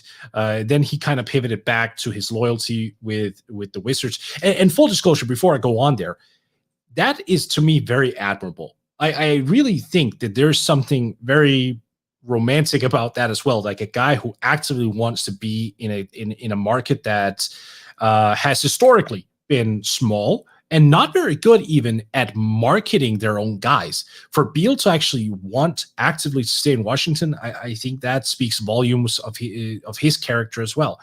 The Mavs is one of those teams that have been brought up in connection to him as well. I think primarily because how he would fit with Luka, which would be fantastic. But is there even a deal to be had from the Mavs point of view, even if you include Porzingis? Like, is that enough? Like, what would you need to include outside of Porzingis to actually acquire a guy like Bradley Beal? Outside of Porzingis? Yeah, it's impossible. No, sorry. Like, you have to include Porzingis, obviously, but what do you have to add to him? I phrased it poorly. So if you included Porzingis, what do you have to include otherwise? Yeah. You throw in everything else. You have to throw in Jalen Brunson. You have to throw in Josh Green, Tyrell Terry. I mean, I'd say like they're like hard pieces to cope with losing. And their 2025 pick, 2027. You have to. I mean, it's everything. Like Drew Holiday was getting all that return from Milwaukee. Dallas could throw every single piece. Washington would probably still say no, because you could get OKC could get him. They have so many teams that could just swoop in and just say, hey, we got something better. Like even Golden State. Golden State's a team I think that could do it. I mean, I don't think they would, but they have the assets. Yeah. So basically what you're telling me here is that the dream of Luka and Beal is unrealistic. Very. Well, maybe Russ. Maybe Russ. Well, do you even want that though? That's evil. Poor Mavs fans. I mean, I like Russ as much as the next guy, but I have my limits. So we have some additional questions here. Obviously, we didn't really touch on Nemanja Bjelica going to the Heat, so that's something we need to figure out as well here. But there's a question from Benjamin D'Souza, do you think that the Bjelica's Heat trade means that the Heat have found their new Kelly Olynyk, which further means that Kelly is in a trade for Lowry? I thought we're done together. Yes, I would say that's probably a realistic thing, is that Kelly couldn't be on the way out because he's an expiring too, I believe. I could definitely see that. He would be the big contract in there. So yeah. So what if memory serves, Lowry is earning a clean 30 mil, right? This year. As far as I know. Yep. Yeah. So you would have to match salary, but not necessarily all the way up to 30. I think you can get away with offering somewhere around 27 million. Yep. You could do either Iguodala could be in it, buyout candidate, or you could even, if you really want to get bold, you could put Goran Dragic in there. Interesting. That would make it 30 million. That would make it even, actually, it'd be 30.5 million, I believe, for 30.5 million. Yeah. It'd be an even 1-for-1, like perfect 1-for-1 on the contracts. Or 2-for-1, sorry. Right. Right. At least financially speaking. So where does the value alignment come in? Like, what do the Heat have to actually give up? That's an incredibly difficult question. I mean, do you put Tyler Hero in there? Do you put Precious in there? Right. Kendrick Nunn? I mean, Akpala has been decent. That's hard. That's where I don't see a match. No, and right? I mean, I've seen the Tyler Hero thing come up, and it seems like Heat fans in particular are very split on that decision. Like, some are saying it's Kyle freaking Lowry, let's just go because it fits with Jimmy, like their age aligns, it makes sense, like let's just go for it. But then you have a lot of people who I don't think incorrectly are saying, well, Tyler Hero is not a finished product. You don't really know what you're giving up. There's a chance that even just next year, like his third, he could develop into a fringe all-star. And I don't know if that's going to happen. Obviously, I can't see to the future, but I think it's a reasonable take. So would you be willing to give up someone who does have potential all-star or caliber potential around them for Kyle Lowry, or would you be a little bit more conservative if what you sent out for Kyle? I'd be a little bit conservative. I mean, I'd rather. I don't know if Toronto would do this. I'm not big on Tyler Hero. I think his potential is heavily overrated from the bubble. Personally, I still wouldn't part with him because teams will probably value him higher, but than I do. I mean, I would do Akpala and Precious, or just one or the other, if that would count as like, if those two made up for one. But I'm still not comfortable with that. Maybe I'm looking at it from a wrong lens, like kind of like you said with Jimmy Butler and Kyle Lowry's timelines just don't match, or they do match, excuse me. But it's kind of just punting the future and hoping that you hit in the draft, Yeah. So I just have I don't like that. It just goes against my philosophy, but also I understand that not everyone's approach and timelines are going to be the same. So if you do think that Kyle Lowry elevates you to getting back to the Eastern Conference Finals or more, yeah, go for it. I really think that's a really good point. I think that is really the way that NBA teams also gauge talent. Like, we as analysts and observers can always sit here and go, well, talent level here, talent level there, that would make sense. Like, we can do the whole, Lego puzzle piece, but eventually when it comes down to it, it's about what teams feel is right for them. It's in terms of where are we right now as an NBA organization? Where do we want to go? And do we think there is a real chance at making a push for the NBA Finals if we do trade X? And I think that's just so important to take into consideration. Like, when you conduct fake trades, for example, just making sure timelines add up, making sure that you're looking at guys who fit together on court wise as well. Like, there's so many components that go into this. But if an NBA team feels, this can push us over the top, or this brings us into, how Daryl Morey says, if there's a 5% chance of winning the title, I'm all in. Like, if NBA teams do that, I totally get why they chase it, why they aggressively go after guys. Right. And I've seen the Mavs do it. The Mavs punt. They did this for all of Dirk's final 5 years. I mean, or 5 to 10 years. They really tried just saying the future is now, So I get it. I don't think every team can afford to do it. There's only like 2 to 4 teams that can actually afford to do that every single year. Right. And one of them has LeBron James, because whenever you have LeBron James, you have to be all in. At what point do a team go, I don't care if LeBron is 74 years old. We can still build for the future because he's still going to be relevant when he's 80. What was the last part? No, because he's still going to be relevant. Like, whenever, he never seems to not be relevant, right? I get the whole buy now thing with LeBron, but 10 years ago we were like, well, we can sort of begin to see that, in a couple of years, like 2 or 3 years, he's probably going to decline a little bit, and then he's just gotten more refined and almost better as he ages. So it's like, when you have a guy like him on your roster, like, I even think it's fine thinking long term, because he's still going to be relevant at least 2 or 3 years down the line, and he's just such a rarity, man. It's amazing.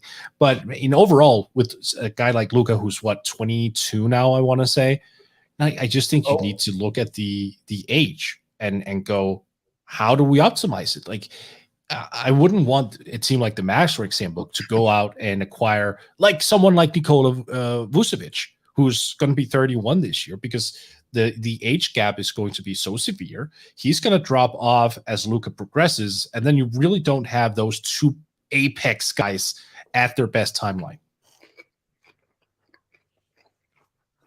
Right. And just to interrupting here, Shams just tweeted. It was a retweet, but still kind of relevant. Sorry to change the subject. No, sure. It sounds like Kyle Lowry is going to get moved based on the wording. Every time Shams says the word seriously or something similar, it happens. He said the Raptors are seriously engaged with the LA Lakers and Miami Heat on a trade to move Kyle Lowry, which the word "and" throws me off. Is that a three-team trade? Is that they're going to choose one or the other? That could get really interesting, because I think a three-team trade actually benefits Miami and LA a lot. Yeah. That would be interesting. By the way, we have a mini trade as well. So the Toronto Raptors are trading Matt Thomas to the Utah Jazz for a future second-round pick. No. Well, I mean, that's interesting. Like, they find – see, this is also – one of the reasons I just love the Toronto Raptors. Like, Matt Thomas was just not on – well, he was on somebody's radar, of course, but a lot of teams could have had Matt Thomas, but just didn't. And now he's being turned into a second-round pick, which is not an invaluable asset. Like, if you can find guys just coming out from everywhere and you turn them into legitimate rotation players, it just goes to show you can build up your asset treasure trove however you want. And you can. The Raptors are kings at doing this. Yeah, and now the Raptors cleared a roster spot, so full eyes emoji season is on us. Yep. I think a trade is imminent. It would appear that way. And Vogue is going on about that right now. Deal opens up a roster spot to take on an additional player in a Lowry trade. Raptors continue talking to teams on deal within 45 minutes of deadline. Thomas gives the Jazz another in an endless line of three-point shooters on the team. That is very much true. I remember having this stat up a couple weeks ago. I still think it's true. I have to assume that the Utah Jazz are still leading the league in three-point shooting. I mean, they've been tremendous. So it seemed like them. That's actually a pretty good segue into the Jazz, I think, Rich, because it seemed like them that right now is just rolling through the damn league the way that they are. Should you fiddle with that at all, like making a big move, or should you just stick to changing the peripheries? Yeah, keep it, support what you got. I mean, that was such a good low risk play. And Matt Thomas isn't exactly a household name, but I mean, he can shoot. And if you're a shooting focused team, you can never have enough shooting. Have a guy coming off the bench who, if the team's called from shooting, hey, he might be that spark guy who can just get it going again and that keeps you in games. And I highly doubt Utah gets blown out at any portion of the playoffs. But if their offense is dry, you have another guy to get you out of that hole. Yeah, for sure. But I would keep it. I wouldn't touch the core. I wouldn't touch any of the rotation players. No, right? I mean, you can make an argument that if you move off of like Bojan Bogdanovic and if you make an upgrade there, like you could make the argument that theoretically it would improve them, but I think the fabric of how a team functions also matters, like chemistry, the way that you've integrated a certain guy. Like if we look on paper, we can go, oh, if we can find an upgrade over player X, yeah, sure, that would make the team better, but I don't necessarily think that's the case. And the Jazz themselves might actually be a very, very interesting example of this, because last year they got Mike Conley in. He just was not acclimated to them yet, so he struggled. And they didn't reach the full potential because they just made a bunch of moves, and he was new. Bojan Bogdanovic was new. Now they had some time together. Now they're gelled. The chemistry is established. I just don't want to be the guy who like messes up with that. I don't want to sit there if I have a team like them who is just so hot, so competent, to end up going, hey, let's tweak it a little bit. And then because of that tweak, you just fall through and you don't become the same team that you used to be. I would like feel guilty forever. Like Indiana back in the day I think that was the start of their downfall when they traded Danny Granger, I think, right, for like Evan Turner. which doesn't even sound real that he ever played there. But like because the Hawks took them to 7, I think, right? It was the Hawks. Yeah, you don't tinker with it. I think that's a prime example of it. If the Pacers are an interesting team as well. We haven't even talked about that, but they were starting to get rumored that they were open to trading both Malcolm Brogdon and Domantas Sabonis, which I have to feel is still bogus at some point. I mean, why would you move off of Jokic East? Yeah, both of those guys should have been all-stars this last year, and they're missing the greatest bubble player of all time. So, like, I don't know. It would have been such a short-sighted move. Granted, Indiana's owner is very stingy. The entire ownership. That would be the only thing. But if that got in the way of that core, I'd be pretty disappointed. You can make the argument moving Miles Turner would be a decent move, but are you really going to move your 2 stars? I don't think that's a good idea. Yeah. Like, if you're a team like the Pacers, then I could understand tinkering with certain elements because you're not the Jazz. You're not a team that's just running through the league. That's fine. But you don't go from this. You don't start from the top is kind of my point. You don't go, hey, we need to move Sabonis, who is averaging like what, 20 plus points. Double. Right. Like why would you do that? And Malcolm Brogdon, right. I mean, okay, so I get that Brogdon has had injury concerns. I understand that there's an injury history there that is less appealing, and maybe that does affect his trade value. Maybe that does affect certain things. But given his play and given how he's producing on the court, like why? Why would you even entertain that? I don't know if it was just a bad report or it was just a loose rumor that got out of hand. I just don't see it. I would be shocked. There is 45 minutes left until the NBA trade deadline. I would be shocked if Sabonis' name comes up in any legitimate rumor from here on out. Absolutely shocked. I think it was smoke. And by the way, camera's coming back on. So, sorry. No, I think it was fully smoke. And I got so many reservations about that core being blown up. It would just be such a short-sighted. I mean, we kind of talked about it, but I don't know. Also, I just got a tweet from Woj, or I'm sorry, Shams, that said the holdup in the trades about the inclusion of either Talen Horton-Tucker or Tyler Hero. So that kind of answers what we had talked about with the Miami side of, is it too much? And personally, if I'm the Lakers, I'm not including Talen Horton-Tucker. I think that's a terrible decision. Even if I think you can get him in a sign. I don't know actually the cap. I don't know the cap stuff with the sign and trade necessarily. Could they sign and trade him as a restricted free agent?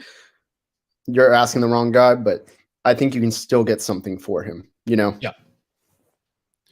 It's interesting, though, that they are being put up together, like the inclusion of Talen Horton-Tucker and Tyler Hero. Like, I feel those two are in different categories for one another. Like, I see the overall potential for Horton-Tucker. I think defensively, lengthwise, the dude could be a game changer. But I think at this point, right now, you're with Tyler Hero, just his shooting ability, his rebounding ability. Why is nobody talking about his rebounding? Like for someone like him, who's a skinny 6'5" guy, he's a pretty good rebounder. Like scoring wise, it's funny to me how some teams like present young players as being somewhat in the same ballpark, where there's so great variation very often in guys. But if that's the holdup, that's intriguing, because that means that over the next 42 minutes that it's gonna be close. It's gonna be really close. If we see a scenario wherein Kyle Lowry is not moved and he stays in Toronto, that'll be headlines. I'd be pretty shocked. Yeah, and I think that's probably the last piece too. It's hard to see another deal coming out of nowhere. Granted, I mean, like all of today has come out of nowhere, but the Vucevic stuff, not a single person saw it coming. I think everybody thought he would be safe. I don't know. I mean, for me, primarily, I'm focused on what Dallas does. I'm kind of having my eyes on that next move. I'm hoping that they're involved, but because I don't see James Johnson staying. That's just such a terrible outcome. You know, he'd be on the buyout market. He'd be another guy. I truly do think, and I'm curious what you think. Before today, did you expect the buyout market or the trade market to be more active? Yeah, no, I actually thought the trade market overall, and we're looking at a buyout market that probably is going to trump it. Yes. I mean, Yeah, no, you're absolutely right. What about you brought up James Johnson? He was a guy who was rumored so much. I mean, ever since he hit the Mavs, like he was a guy like, oh, we finally have a trade candidate, like someone we can put into trades, and they don't do anything. Yeah, yeah, no, it's frustrating. It's frustrating, but the other side of it is they got him as the expiring. The prize was already won to an extent because Justin Jackson and DeLon Wright were the far and away the worst dead weight the Mavs have had in years on the roster. They needed to get off of their contracts, and they did. I mean, the DeLon Wright deal was going nowhere with the Mavs. Also, actually, trade coming up. Rajon Rondo to the Clippers is about to happen. So that's I took 1 minute for me to eat my words of, we're done. But I hate that it came up when I was talking about the Mavs that Rajon Rondo had to be the guy. That was a painful, poetic. That was horrible. I do not like that.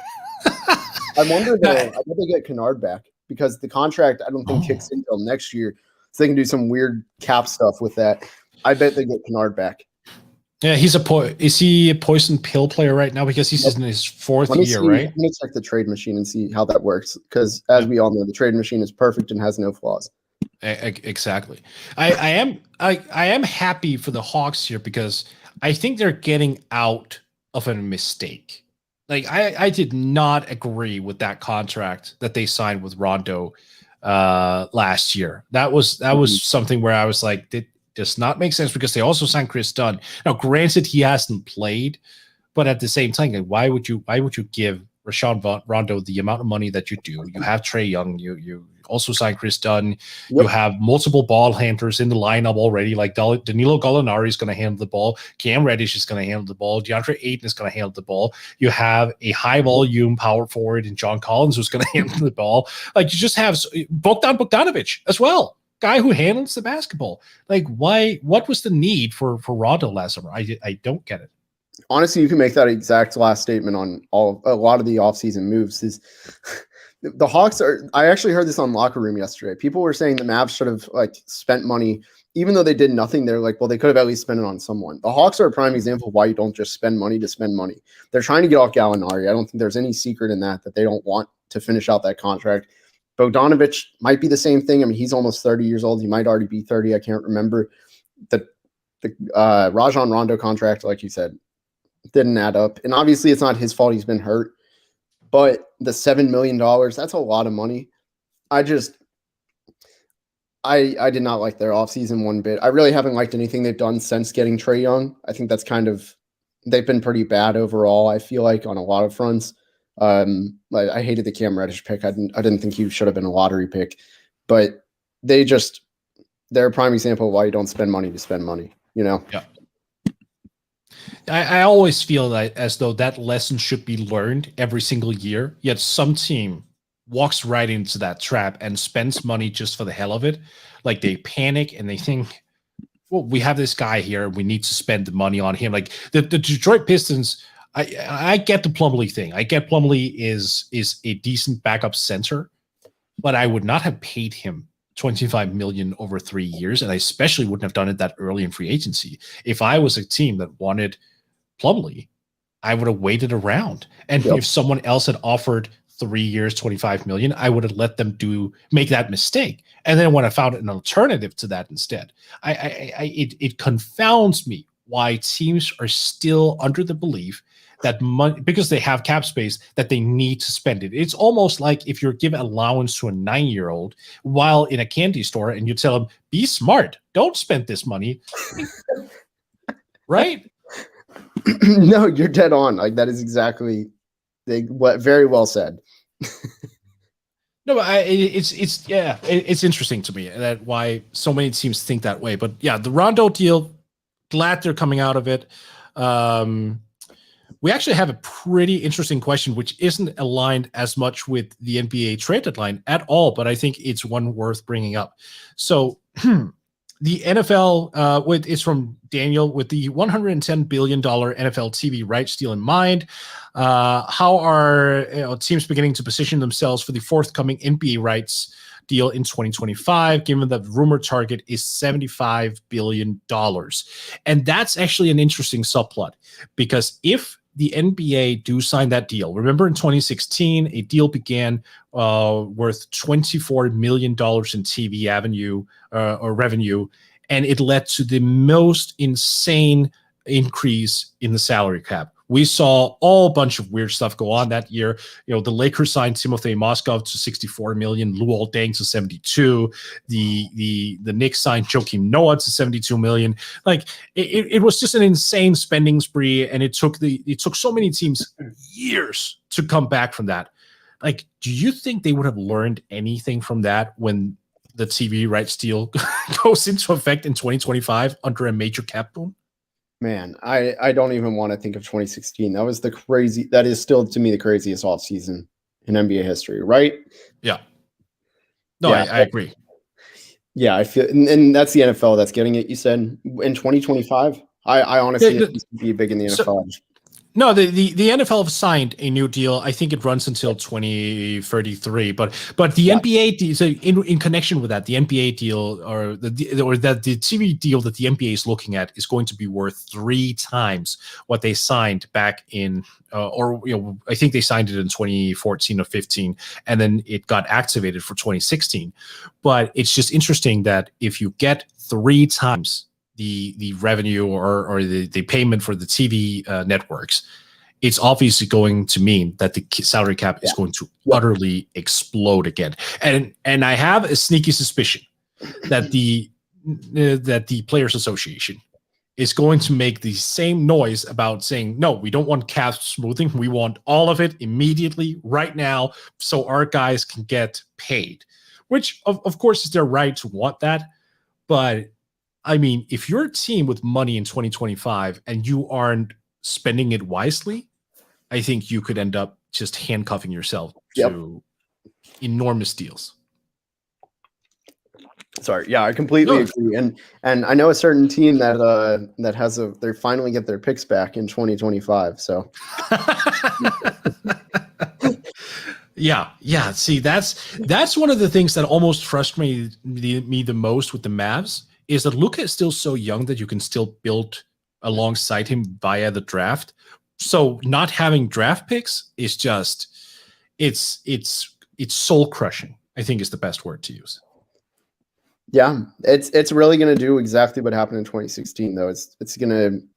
The gap is going to widen, and you're going to see which it kind of helped the parity in a long-term vision if you think about it. I mean, the parity right now in last year is better than it's ever been in the league. So it goes both ways, but in the short term, it really makes the league top heavy, which I'd love for it to be the Mavs, honestly, that gets the benefit, but it also can trigger just a new, how do I word it? Like outlook on the league, it'll be league changing because it will happen, right? Like, yeah, that's inevitable. Yeah, assuming they get that much money. Of course, maybe it doesn't end up being 75 million or billion rather. Like that's just what is rumored. It could end up being less, but even so, I still think it's going to be a significant step up from the 24 billion that they signed. I mean, right, exactly. And now we're looking at so many more avenues as well, just in terms of Hulu and Netflix and so many streaming services that could be a player. I mean, that would be huge. We got, speaking of huge, the Lou Will era might be coming to an end. Yeah. Williams could land in Atlanta or 13. So I have a theory. Yes. Third team is going to be Dallas. Interesting. Which is wholly ironic because those are the 2 teams that in the last 3 years, Mavs fans have grown, excluding the Knicks, the Mavs fans have grown to absolutely despise, and make it a stupid rivalry. Granted, the Clippers is kind of like justified, but that would be hilarious if they're the 3rd team. I really do think it fits everything the Mavs want, do, and need of getting an older player, not going young, getting a guy who can score. He's a bucket, and he's kind of near the end of his at the end of his prime. So it fits everything the Mavs like. So, hard to say, but. Oh God, I feel for Dallas fans if that happens. Wow, it's Lou Williams. Interesting. I honestly thought that he. Yeah, I thought for sure that he would end up sticking with the Clippers ultimately and probably retire in that role. But I also guess that after they didn't re-sign Montrezl Harrell, his running mate, you could maybe see the writing on the wall just a little bit. He also regressed a little bit. They signed or traded for rather Luke Kennard, which I have to assume will be the long-term replacement. That's interesting though, because like Williams, how is he going to get shots in Atlanta? Like if he sticks in Atlanta, if that's where he's going, how is he ever going to? Oh, there we go. Hawks are trading Rashawn Rondo to the Clippers for Lou Williams. That's from Vogue. That was it. So my podcast partner, Brian Saporik, I think sums it up perfectly. He just says, ... what? Oh, well, don't worry. Wait. Shams tweeted more. He said, Clippers are finalizing a deal to acquire Rajon Rondo from Atlanta for Lou Williams, 2 second-round picks. How did the Clippers get finessed into giving up 2 second-round picks and Lou Williams for a worse player? Am I reading that wrong? And cash. Am I reading this wrong? No. Clippers are finalizing a deal to acquire Rashawn Rondo from Atlanta for Lou Williams, 2 second-round picks and cash. That's a head scratcher. I can't. I understood it if it was reversed. Like, why are they giving up picks for Rondo? Right, exactly. That's what I'm saying. If it was reversed, that would make more sense. That this is definitely this is super weird. Well, okay. So let's talk about this. What is it with the fascination of Rondo? Because like again, we just spoke about him getting that contract. I know the answer to that because I've been on the wrong end of it. Playoff Rondo. That's the answer. Had been Rondo, playoff Rondo. I mean, that's literally it, though, is the fact that you get the playmaker. He showed the more willingness to drive with the Lakers last year. I think that's literally it. Yeah. I don't agree with it. I think it's a really overhyped thing that if you don't have a superstar, granted, every team that's going to the finals probably has a superstar, but if you don't, he fit perfectly with LeBron. I think that was a perfect, teammate for him. Yeah. I don't know. Just maybe with the Clippers it works. I mean, but isn't that a little bit redundant with Pat? I mean, not like in the same way, but isn't that a lot of guards to have with him and Beverly that kind of have similar stuff? Obviously, his forte is playmaking and a little bit of defense, whereas Patrick Beverly is almost purely defense and some shooting. But isn't that just seems a little bit weird? Like, how do you play both of them heavy minutes or any minutes really in the play? How do you balance that rotation? I don't think you can. Although they did playmakers. I mean, I know that's something that they've been lacking. I think it's a little bit overblown because Kawhi has really been a good playmaker this year. His assists just don't show it. But he's against the Mavs, he torched them. I mean, he had 7 assists, 1 turnover, and the turnover was like I think he just traveled or lost the ball. I think it's a little bit overblown, but I get it. They need playmakers. I just don't understand why they gave up 2 picks along with an outstanding bench scorer. No, I agree with you. I don't find the logic in this. And plus, I mean, Paul George is not too shabby himself as a ball handler. No. And despite the fact that Patrick Beverly is more of a defensive-minded player who can hit shots, he's also fully capable of dribbling himself into situations. So, and here we have the confirmations from Shams, no 13. No 13, yep. I mean, I guess we got to hint it to. Wait, guess where he gets to go? This is probably why they give 2nd-round picks. Magic City. Oh, right. Yes. You gotta get That's true. Oh, yeah. Why did I think of that? Yeah, you're right. So Mason Ginsberg, friend of the podcast, was just tweeted so many wings. Oh my God. That is true. That is actually true. My God, this is a head scratcher. As you said, this is weird. This is one of those things where you just go, even if it's not a blockbuster, it's one that you can definitely talk about at length, because how did that whole conversation go on? Like I'm trying to lay out that trade chatter in my head right now. How does that even come up? Look, we're also gonna hand out 2 seconds. Sure. Like what? You know what that reminds me of? I guess things go full circle to an extent.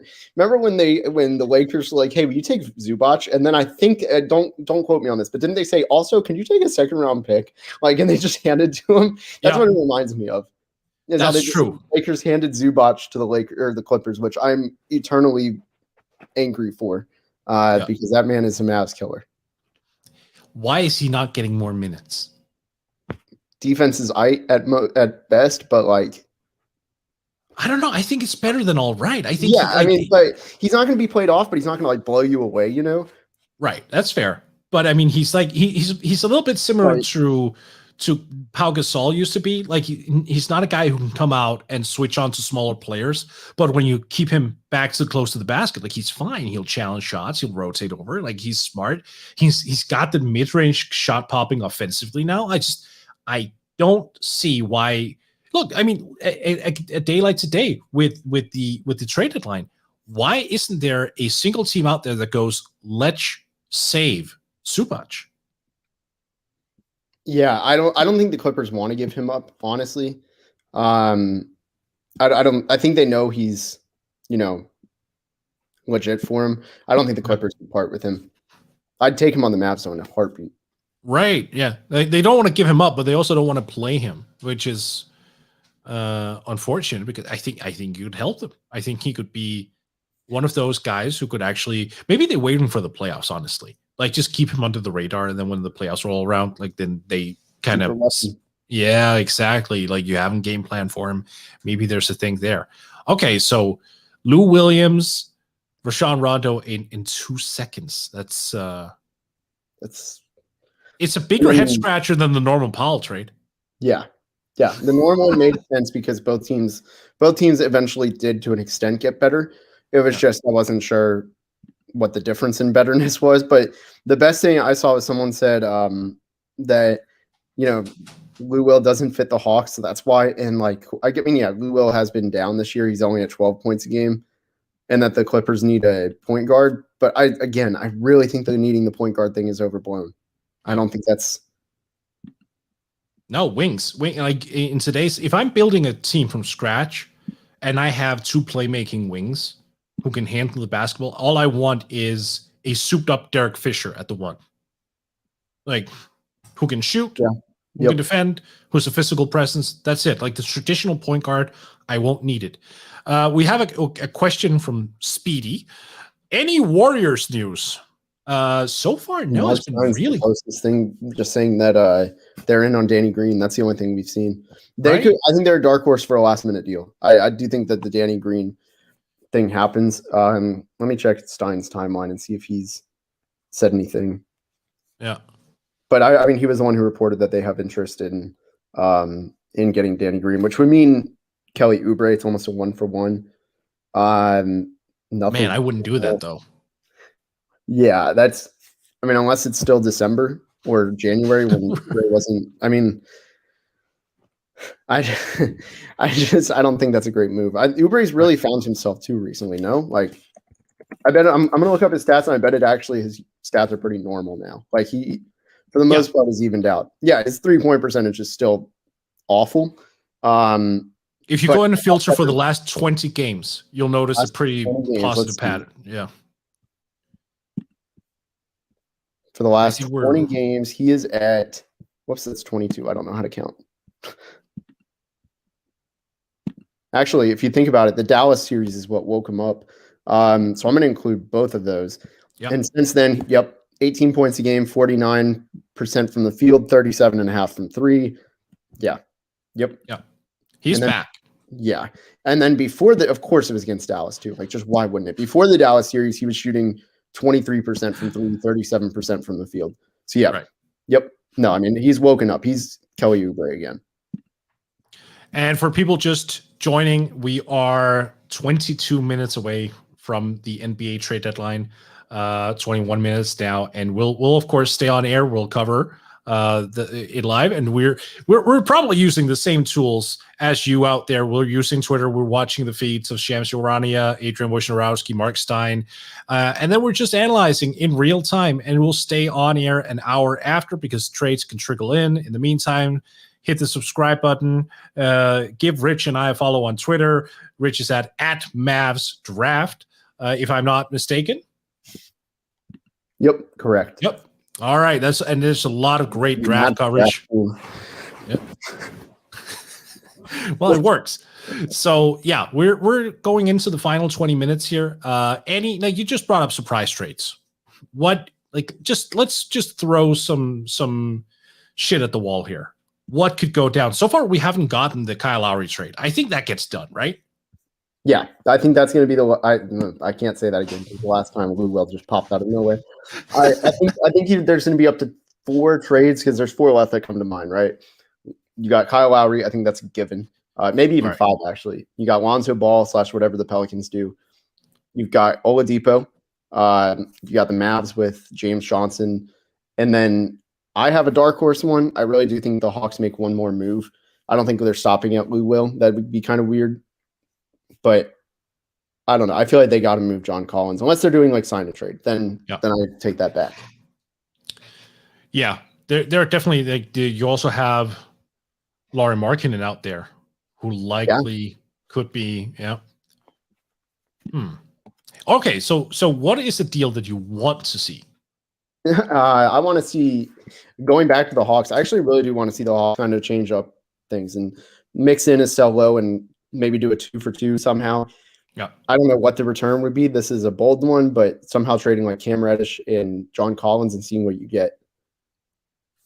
Because I really all out on Cam Reddish. He's a good defender. Doesn't bring anything else for me. No. Personally. Which is interesting as well, because now when we're talking about the trade deadline, we're also talking about roster construction. And I think we've reached that point in the NBA where if you have a deficiency, like where you can't score if you're a one-way player, it's really limited as to what kind of role you can have, what kind of success level you can have moving forward. I mean, when we look at the Minnesota Timberwolves, who we really haven't talked about all day long here, I mean, they essentially have 4 shooting guards, and they're just so different. Like you have Josh Okogie, who's a defender and nothing else. Like he's not an offensive player. Jared Culver, defender, not an offensive player. Then you have Malik Beasley, offensive player, doesn't really play defense. Anthony Edwards, so far, offense, not defense. It's just one-way player after one-way player. That's a team I was actually looking for to maybe make some trades and go, maybe we should try to get out of this shooting guard logjam where we have just one-way players all throughout and see if we can get someone in here who can actually make a difference on both ends of the court after all. Yeah, I mean, a change up would be nice. Well, if you're one of the worst teams in the league, then why would you stick with what you're doing? Yeah, exactly. And it's not like they have as much, future talent as well. Like a lot of it is really win now. I would argue Russell and Towns are win now players. And I really wonder a year from now, like what is going to happen with Karl Anthony Towns? Is he still going to be? I think he's on the edge. He's the next star, right? Yeah. Dallas? No. They won't do it.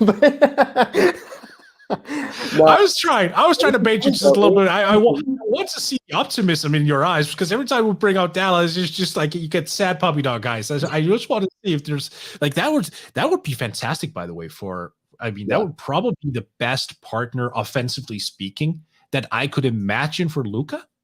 Yep.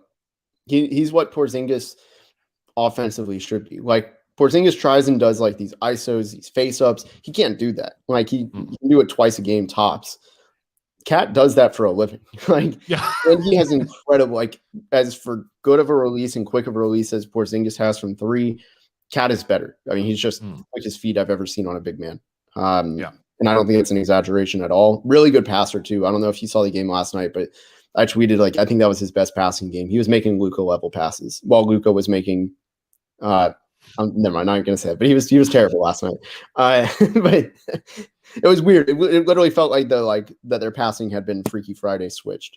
Okay, interesting. Well, I have noticed that Towns, generally speaking, has become way more of a facilitator. It seems like that part of his game has just grown to the point where you can legitimately run the offense through him now, and not just a scorer, someone who can also just make decisions on the run. He can pass out the post, he can pass out of double teams, he can pass when dribbling, and he's even taking the ball up the court now to a far more extent than he did just a couple years back. I'm not saying he's Jokic, but he's doing that at an extent now where you're looking at him and going, you know what, he can kind of play point towns once in a while. Like, you can actually have him do those things. And that would also help Luke out in the long run if that's a play that they could ever go to. So Danny Caballero asks, thoughts on Oladipo? And you know what? It seems, Rich, so far, he's, like you said, going to be a buyout candidate. He's in practice. I do think he gets bought out. I stand by that. Yeah, because there's only 15 minutes left. Because, I mean, the plan was originally just get his trade value up, right? Like, build it from the bottom up. And they didn't do that. I mean, I have to look up his stats, but I guarantee he's in probably the 30s of field goal percentage. Let's see. Yeah. Oh, sorry, 40.5, 41%. 32. Oh, he cracked over? Wow. I mean, 21 points per game, but he's taking 19 shots. Yeah. It's not. I mean, granted, I guess actually, if you think about it, in his all-star year, I mean, he's always been kind of like that. I never even noticed this, that he takes almost as many shots as he gets. It's pretty similar. Yeah. Like, his one great year, the 23-point year, I actually wrote a piece on that on Forbes a few months back. That was really an outlier. Like, he had half a good season shooting the ball from three. That really pumped up his 3-point percentage. And then the second half of the year, he was down to like 32% shooting from outside. So I think for him, there's still this idea that he's a better shooter than he really is. And I think finally teams are catching on. They're like looking at it and going, maybe, just maybe, that 2017, 2018 year, that was the outlier. Yeah, I think people bought way too far into it, and I don't disagree at all. The injury obviously hasn't helped, right? But that year was, career highs in just about every single category, which, he hasn't crossed 45% shooting since then. His closest since then is 42%. Actually, he was an all-star the next year at that pace, which is interesting. But I don't know what the second half thing. I can't remember. That was a little bit weird. Well, that was the year. That was the year of the injury. Never mind. Yeah, but he wasn't even playing that well either. Yep. So it was one of those reputation things, I think. Yep. I mean, we all kind of labeled him after that year as one of the future stars of the league, and it just didn't pan out. Obviously, you brought up the injury, but he also just didn't deliver prior to the injury. I do think there was some knacking issues as well, but I mean, it is what it is. He's just not that guy anymore. I think it's fair to say he's not that efficient. The defense is still there. I think mostly he's dropped off a little bit because the injuries robbed him of some athleticism and some agility, but he's still a plus defender. It's the offensive production that you just don't trust because he's high volume, low efficiency, and that's just never a great combination. Hey, got a new tweet coming in. It's not per se news, but Keith Smith tweeted, he said, per a source, the Celtics are still engaged in deals, mostly looking to clear a contract or two and maybe dip back under the luxury tax while opening roster spots for the buyout market. Interesting. Dare I say, one last time for the entire episode, Dallas Mavericks. Thank you. Thank you for attending my TED Talk. I wonder... Like, remember how a lot of people tried to push Andre Drummond to the Celtics using the CP, even though apparently that didn't even work. Like, I think that was even illegal. But let's assume for a second that the Celtics clear a roster spot. They still could use a center. Would Andre Drummond be an interesting addition there? I think he's the buyout guy they would get. Yeah. Right? Yeah. Oh my God, that's an interesting feel. So you would start Drummond, Tatum, Brown, I guess Fournier and Kemba Walker, and then you would have Smart and Robert Williams off the bench. And Tice. And Tice too. Good Lord. Yeah, that actually, because they've been weak on depth, and that's a good depth move. And especially, I trust Brad Stevens to get a lot out of him. Yeah. I mean, I would go as far as saying that if they did that, they could turn into one of the best teams in the East this year. I know that they haven't lived up to expectations, but a talent infusion like that with both Fournier and potentially Drummond, that could really shake things up. Like that's just such a severe talent infusion that you could look at it. You could look at them and go, they could play 60% winning basketball from here on out. Yeah, which would put him probably, let me see, like top, and I would make him jump Miami. It's not, they're not far behind Miami. It's so weird because, or not Miami, Atlanta, who I think, or New York, Charlotte, whatever that bunch, which is like the number 5 seed, I think, they have one less win. Yeah. And they're not catching Brooklyn, who's the next one, which is 9 wins, but they could safely get the 4 seed. I think they would do that. Which is it's absolutely wild. Which also reminds me, because the Bulls improved to the extent that they did, they're going to be jumping up those rankings as well. Where do they go? Do they overtake Indiana? They probably do. Then the question is, can they go up the way to overtake New York? There are a lot of scenarios in play here. By the way, we got a question here from Christopher. What role do you see Aaron Gordon take in Denver, Rich? Ooh, that's a good question. I like his fit there. I think that they need another creator. I think it helps Jamal Murray more than anyone.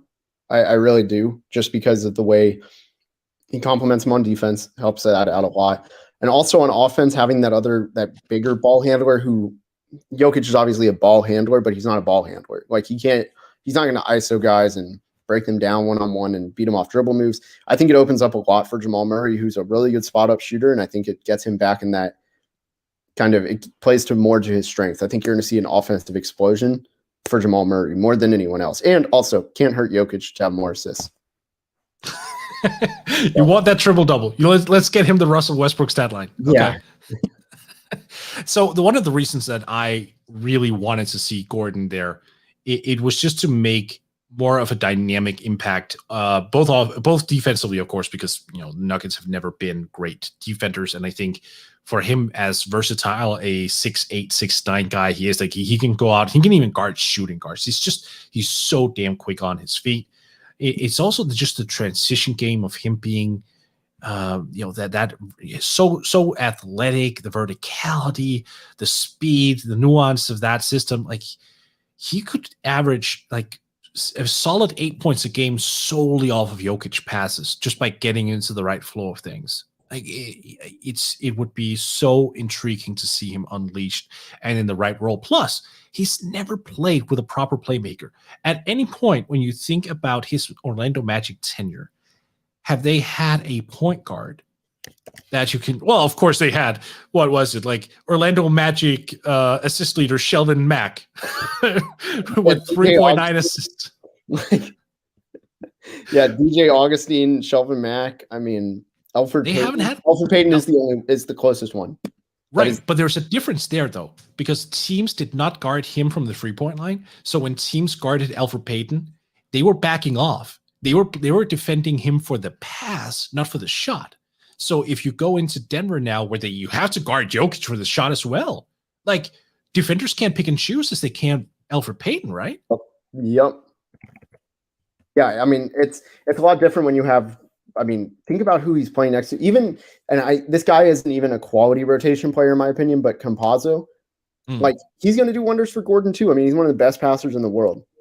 Yeah. I would agree with that. Let's see if there is any news, because we are 7 minutes before. I'm just sitting here on the notifications waiting for Woj to pop up. Yeah. Instead I'm seeing other stuff, but which is completely worthless. No, but at this point, it's normal. Like there we go. Toronto is trading guard Terrence Davis to Sacramento for a future second-round pick. That was a huge, huge trade. Man, that was the guard that we have all been waiting for. Who tweeted that? I haven't gotten the. That was Voj. Man, how far behind is my Twitter? Okay, found it. Sweet deck, man. Sweet deck. Man, Sacramento is about to have the youngest team in the league, right? Like, because they had four rookies already. They got Terrence Davis, who's a second-year guy. Man. This trade annoys me a little bit though, because that means that Jamias Ramsey is not going to get a shot. Oh, I'm all out on him. So really? Yeah. Interesting. Do tell. Oh, I don't think he's good. In the nicest way, I don't think he ever puts it together. Really good scorer. I don't think he knows how to play within an offense. Interesting. Okay. Really I think like crazy good talent. Just I don't think he ever clicks. I want Woodard though, even though he's hurt. I want Woodard. I think he's the guy that the second round pick that they should be getting a chance to. Him and former second round pick Justin James. Justin James is good when he plays. I've never seen him play poorly. But sorry to cross Ramsey. No. Sure. I'm just looking over the trade because Terrence Davis, if memory serves, also had some legal issues, I think was the right term. Overall character issues, I would say. Character issues is the right term. Okay. Yeah. Which is probably why. But again, this is one of those guys that Toronto found off of nowhere. And now they've traded both Matt Thomas and Terrence Davis, guys that no one else really were that interested in, and they've gotten 2 second rounders. They've just gotten the amount of second rounders that were given up for Rajon Rondo. I didn't even know whether to think about it or just laugh. I don't even know what that's bad. That's super bad. It's good for them, but but that's what's so good about Toronto. We've already praised them enough for one day, but I don't really care. Think about how many guys they've turned from nothing to something. Chris Boucher was an afterthought. I remember him from Oregon, had injury concerns. I thought he was okay, but never thought he'd be what he is now. Terrence Davis was an afterthought. Matt Thomas, honestly, didn't. If you asked an average fan what Matt Thomas did, I couldn't even have told you this before this year until pretty recently. And I follow a lot of Raptors Twitter, and I was just okay, this guy's like a meme. I don't know, but he's he can actually shoot. But they can find these guys so easily. Every single year, you could put them in a pool with all these players, and they're going to take the right guy. All right. And that is how you build the treasure trove, I think, of assets. Because now you have 2 second round picks. You know that you can find someone there. You can always find some guys who are from your G League unit or whatever. You can find guys, and then you can use them either to play vital roles when you're competing, or you can ship them off like they're doing right now to get future assets in. And eventually, the more you accumulate, for example, these 2 second rounders, if they wanted to go after someone big and they were building a large package, 2 second rounders isn't without importance. When you do conduct major trades, draft picks, even if they are second rounders, oh my god. Sorry. Dallas is in. They got JJ Redick. Well, there you go. And you're probably going to buy him out because he wants to go back to Brooklyn, if they buy him out, it's probably just straight up James. Pardon? If they buy, I'm sorry, I just had to process all of that. Yeah. That's how painful that would be for me. That would hurt. That would physically hurt me. Let me see. Another, come on, update. No Lonzo Ball trade. That was the other notification. Wow. Okay. That's unfortunate for at least the Bulls. I'm assuming James Johnson's gone, which unfortunately, I don't know if you saw the comments. That means the Mavs spiritual leader is gone. Yeah. But they need shooting. The offense opens up. Why am I really concerned that after this trade deadline, we're getting a message that says that he's getting bought out? I swear to God. Yeah. We all have to play this back, because it's only been 45 seconds. It'll fit the 220 or whatever Twitter allows. Man, it better not happen. I'm not some JJ Redick stan, even though he had played for the Magic and was really good. But I'm not some guy who's JJ Redick is going to move the needle. I think his shooting is horribly overrated in that way. That's my take. I think it's good if in spurts more than playing him 25 minutes a game. Agreed. But if there was ever a coach to oh boy. Sorry, my entire notifications have blown up. I may rely on you. Everyone's just saying, what do we do? What do we do? So I'm hoping, nothing happens. But I think Carlisle is elite at using guys who are terrible on defense, but can maximize them in 20 minutes. Brandon Wright, we've seen it. Dirk was a horrible defender for most of his career with Rick, and he made him not be terrible as an impact defender. So I do trust his impact on that. I just want to see what they give up. I fully expect it to be Tyrell Terry and the James Johnson contract. I don't even think it's going to be that or the second round pick. Wow, I wouldn't attach Tyrell Terry. I actually like him. I like him, but yeah, I think it's an overpay. It just makes too much sense as an overpay. It's right. Something stupid's going to happen, and someone just mentioned me, and they said this is his worst season of this decade, which I guess is only 2 years, but I think I know what they meant. It's okay. I didn't want 2020 to start either. So I'm still stuck in 2019, and they said he's older, so hopefully it means he didn't give up too much yet. I mean, if it's the 50th pick, it's fine. So Chris Haynes says the Cleveland Cavaliers and Andre Drummond will work out at buyout league sources tell. That was not surprising, but it does make it interesting because the Mavs were also brought up as a possible destination for him. Yeah, I don't see it. I don't see it. Right? No, I think he wants to go to somewhere that is. I think he wants to bring. Yeah, yep, I think so too. And the Lakers were also brought up, and we can talk about how much the Lakers should sit on it, but it is an attractive destination. So we are actually at the NBA trade deadline right now. The deadline is over. We'll stay on this stream for another hour because, as we talked about previously, trades can still trickle in. So apparently the way that it works is that the league has set up this whole phone system. Teams are calling in and they have to go over each trade to see if it works financially from a CBA perspective. It is such a crazy amount of information that has to go through. Also, like insurance papers and I think what is it, like medical reports has to go into it as well. Yep. So as long as the call has started before, well, right now, essentially, then there's still a chance for that trade to be accepted by the league, and then it'll come out. But if you have not dialed the league office's number right now, you are, to put it mildly, shit out of luck. I think I need to get the league office number and just tell them Dwight Powell has been traded for Lauri Markkanen. That's the only fair way to do this.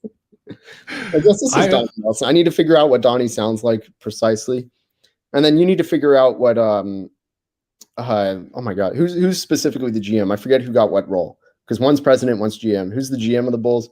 Is it Arturas Karnisovas is the team president, and the GM is Mark Eversley. And by the way, I have some good news for you because the Mavericks are included in another trade here. So Dallas has acquired New Orleans and Shady Redick. Sources tell The Athletic is from Shams. Mavericks also acquired Trey Lyles from the Spurs in this multi-team trade. Wait, this is the funniest, stupid thing this is not even that funny. I went to Utah for a game in 2016 against the Mavs, and it was Rodney Hood hit a game winner. Darren Williams got booed the whole time. It was one of my first Mavs road trips.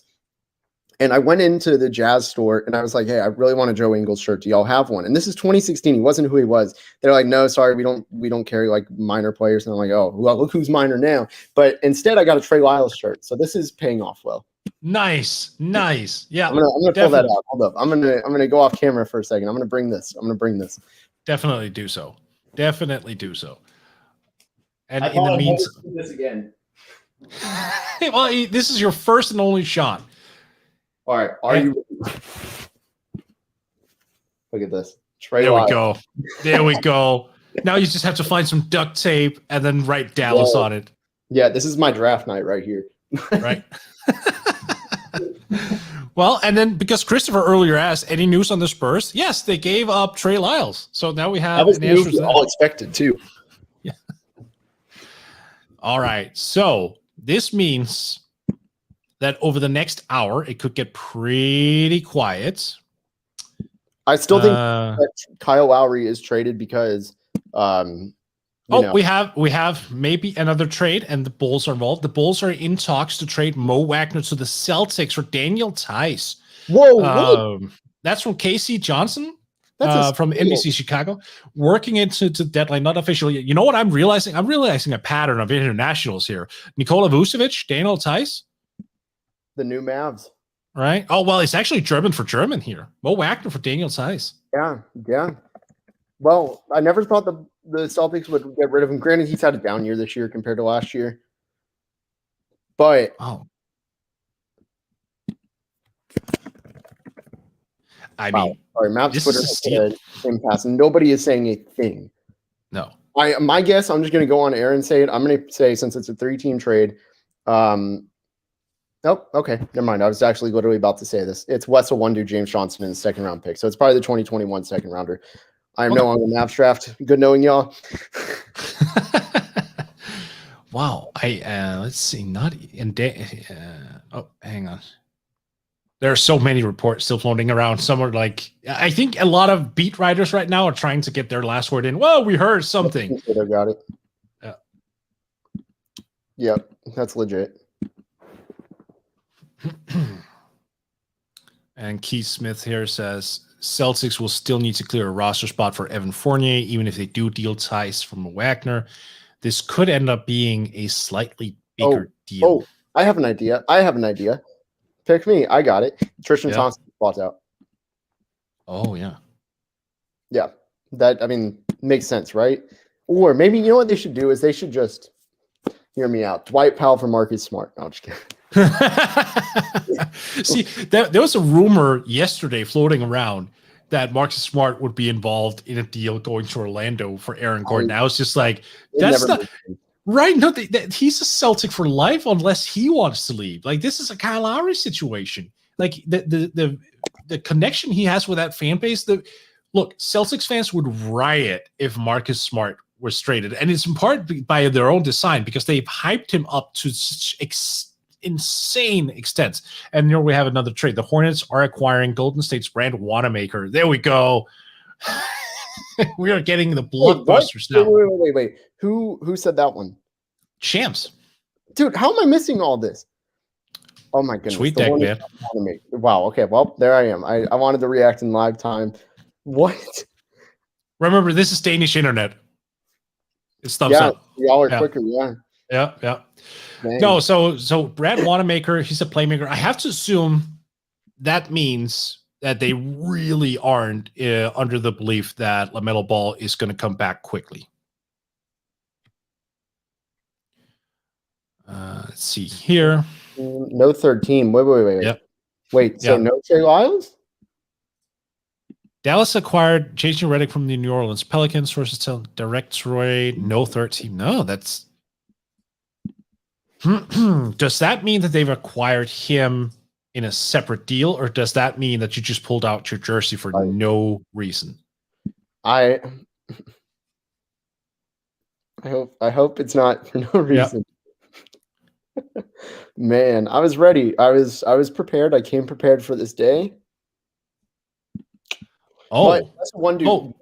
Wait, this is so good. There's Alonzo Ball's news, not in a trade sense, but also from Casey Johnson. On the Lonzo Ball front, Bulls would have to waive Thad Young and or Tomas Satoransky to prepare offer sheet for him this summer. Sign and trade talks also in play. That means they're still not out on Lonzo. They just want to see what he's getting like financially before they commit. That's interesting. So that means that one is not dead. Yeah, my apologies. Go for it. Oh, what? No, yeah, just go. I interrupted your rant. Oh no, I don't remember the rant. No, but yeah. No. Now this maybe clears up some room for Josh Green, because Western one was in his way, and James was 2 for whatever reason. I still don't really know why. That's actually true. I would love that. I'm not getting my hopes up, but. I mean, a boy can dream. No, but you're right, because I mean that could be a managerial decision. Just basically say we need to get some more production out of the young guys, especially if they have to grow with Luka. Maybe there's something to be found there. Why are the Mavs the most indecisive front office? Like the Miami thing. I just if they backed out of Trey Lyles, look, Trey Lyles is by no means a needle mover. Like, I'm not going to pretend like he's just someone that he's not. But Trey Lyles is a stretch 4 who can be. I'm sorry to interrupt. We have the final domino here. Houston is trading Victor Oladipo to Miami. I want to be right. Yeah. That unfortunately, Adrian Wojnarowski. So that one I kind of saw. I mean, if they were to find a trade, that was the one. Knocked my phone out. Dang. Yeah, I really thought that would be. I thought he was going to stay. Wow, that I am so curious to hear what the return is going to be there. I bet it's. You know what? Let's pull up the trade machine. Let's see. Can I beat Woj? Yeah. No, but I'm going to say. Well, actually, they've been alternating. It's like someone breaks in and they're like, "But I got details." And let's see. So. Okay. No. Who misread? I'm going to say Goran Dragic. I'm going to say Kelly Olynyk. Yeah. For Oladipo and. Okay, I can't do this. I can't do this. Can you trade DJ Augustine?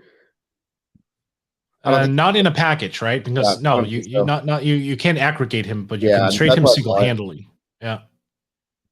Man, that's tough. And then I guess the young player. I mean. Give up Kendrick Nunn, I would say is probably one. I mean, I just drew up a three. This works. Eric Gordon and Oladipo for Dragic, Olynyk, and Nunn. I don't know. That's probably too far fetched. Let's see. Eric Gordon. After you do, but no, but it's weird. Like it's been out a couple minutes now, and we haven't heard anything. Usually that is followed up by Warriors. Yeah, officially. Sorry, that wasn't great news, but he has to be a target in the free agency market for Dallas as well, I imagine. Kelly Oubre. Yeah, it would make sense.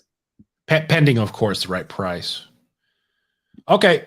Voj says the Raptors are keeping Kyle Lowry. Wow. Like, that is... I would have lost a lot of money going into this trade deadline if I put money on it, because one of the things I almost said that's written in stone was that Kyle Lowry would not be a Toronto Raptors by the end of the day. Here we are. That is, I can't help but feel like he wanted to leave. He wanted to have another shot at this, and the Raptors couldn't find a deal. What the hell? Like, is that going to be a problem moving forward? Yeah, I don't even know what to make of the long-term impact of it. I mean, they're going to lose him for nothing, right? Because he's a free agent. But maybe he stays because they kept him. Wow. I mean, yeah. It'd be stupid, but well, I mean, so full disclosure, it is sort of I hate this word in this context, but there is a little bit of romanticism about it. Like if he retires a Raptor, I mean, that's a story in and of itself. I mean, you can build an entire legacy around that. You can throw him into the coaching staff afterwards. See, this is why we're still doing the trade deadline live. That's why we're still online. Is because these things are still going down. There are still news trickling in. I think there's going to be one more. I don't think it's done. I really don't. I've also been wrong on every prediction in that. No, but you're right. It feels like something is bubbling, right? Yeah. This doesn't feel like the end. This just doesn't feel like the end whatsoever. And the Spurs have no trade for LaMarcus Aldridge, league sources say. That makes sense. Yeah.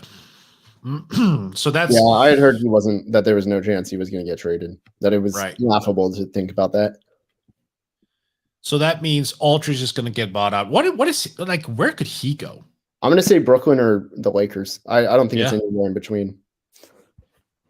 Quite literally, he's not going to get. No, I agree. I'm going on Basketball Reference and look like Utah would have to clear a roster spot, right? Yes, because they just got their 15th guy. Yeah. Like he's not going to Milwaukee either.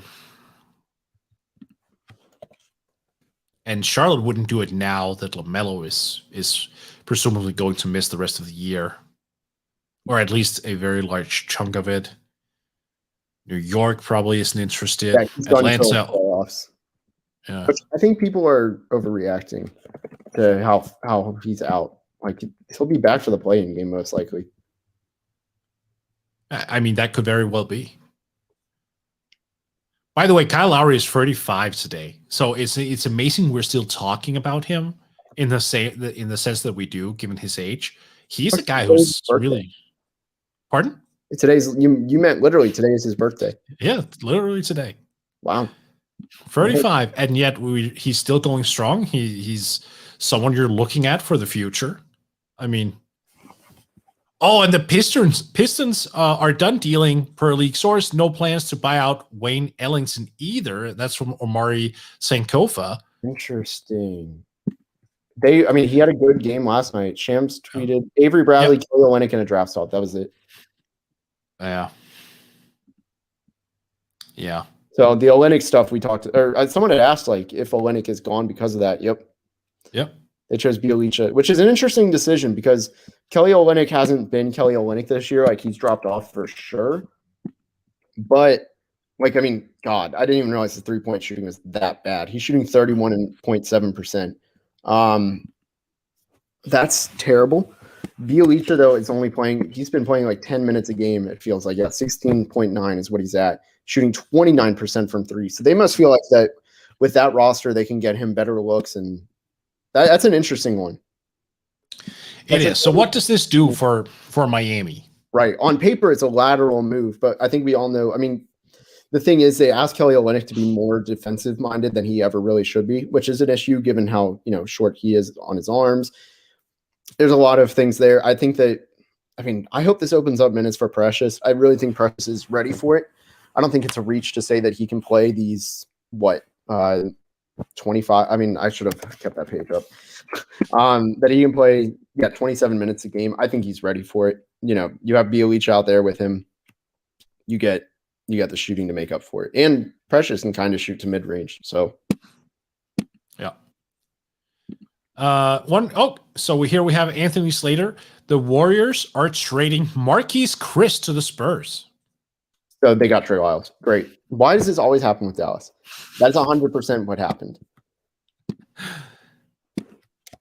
Right, Keith Smith is throwing a wrench in potentially the Bulls and Celtics trade. Unclear if the Celtics and Bulls were able to agree on a Daniel Mo Wagner in time or not. Well, I'm going to tweet exactly this, but the Celtics are lucky in this situation. Yeah, I would agree. You get it, and I actually like Mo Wagner, by the way. Yeah, I'm not huge on him. No, but don't get me wrong, not as like a core piece or anything, but think about it this way: if he was a Lauri Markkanen replacement, that would be fine. Instead of paying Lauri Markkanen like $20 million a year and then having Mo Wagner earning like $4, that would be fine. That would make sense. Wait, so someone just brought up an old thread of mine that I didn't even notice that I never even remembered. I apparently called the exact trade, except I didn't throw in a one-do. And now it's just all these. Oh my God, I'm so sorry. No, it's fine.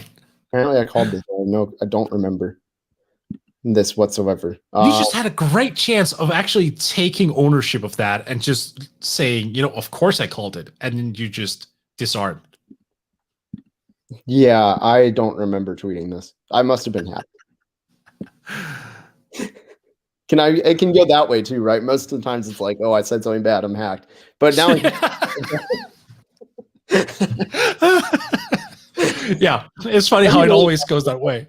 Someone comes out and they tweet like, hey, I found a cure for cancer, and they're like, sorry, I was hacked. That actually wasn't me that found it, but someone did find it. Wow. Okay. Michael Pena has a great tweet. The Blazers gave up more for Powell than the Heat did for Oladipo.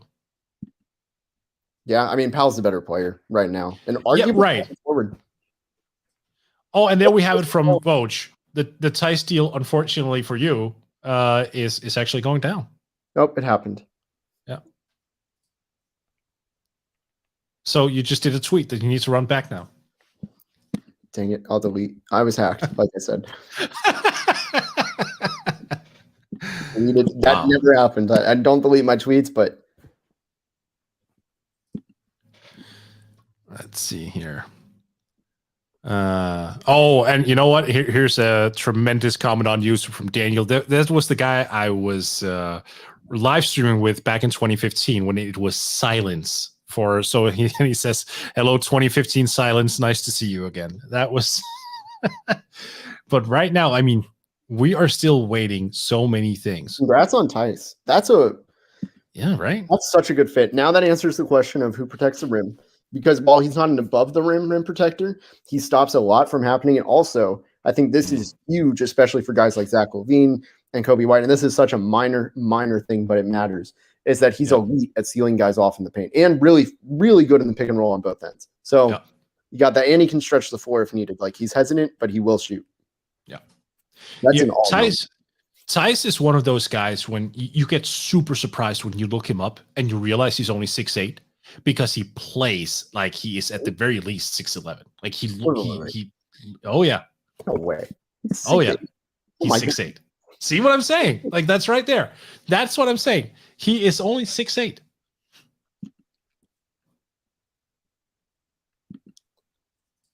Wait, I'm sorry. I'm blown away by this. Yeah.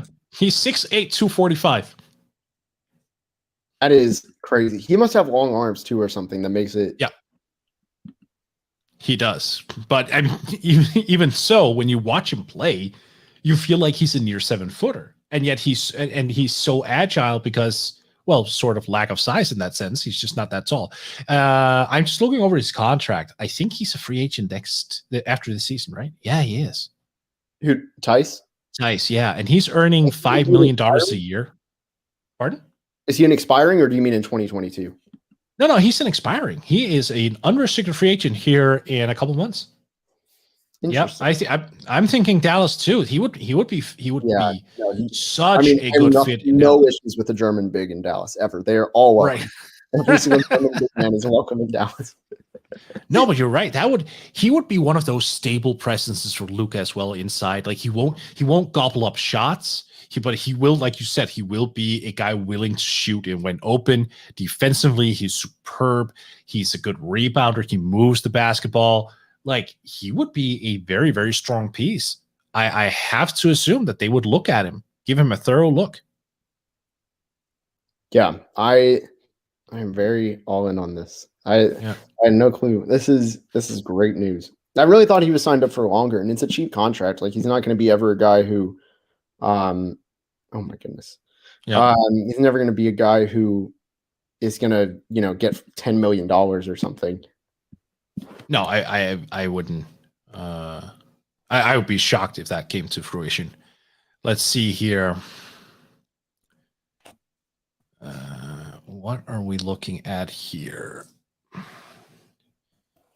So Chris Haynes says the Golden State Warriors are trading Marquise Chris to the San Antonio Spurs for Caddy Lillane. I'm assuming that's the guy they have rights to or something. Yeah. Interesting. Yeah. Well, I mean, Slater tweeted that. It was Chris Haynes. Yes. Oh, Chris Haynes.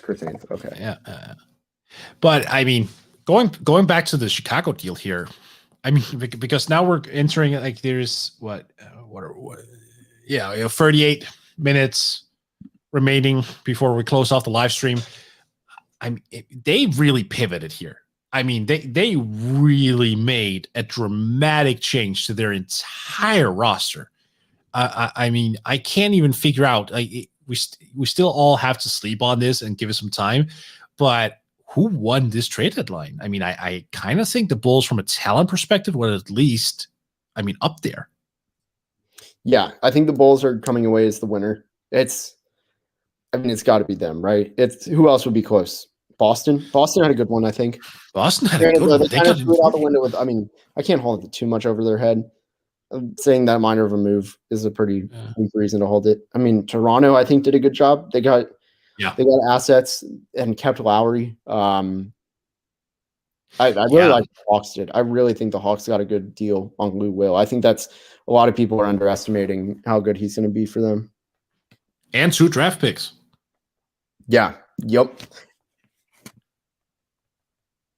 Yeah. I can't believe they threw in picks for that. Like, No. second round picks are not the most valuable thing, but Michael Lee raises a really good point. He says, so why didn't Houston just hold on to Karis LeVert? yeah, that they had all things considered, if you start from the season, like one window to the other, they seem like they just really crap the bed. I mean, what did they get? They got a couple picks, right, from Brooklyn.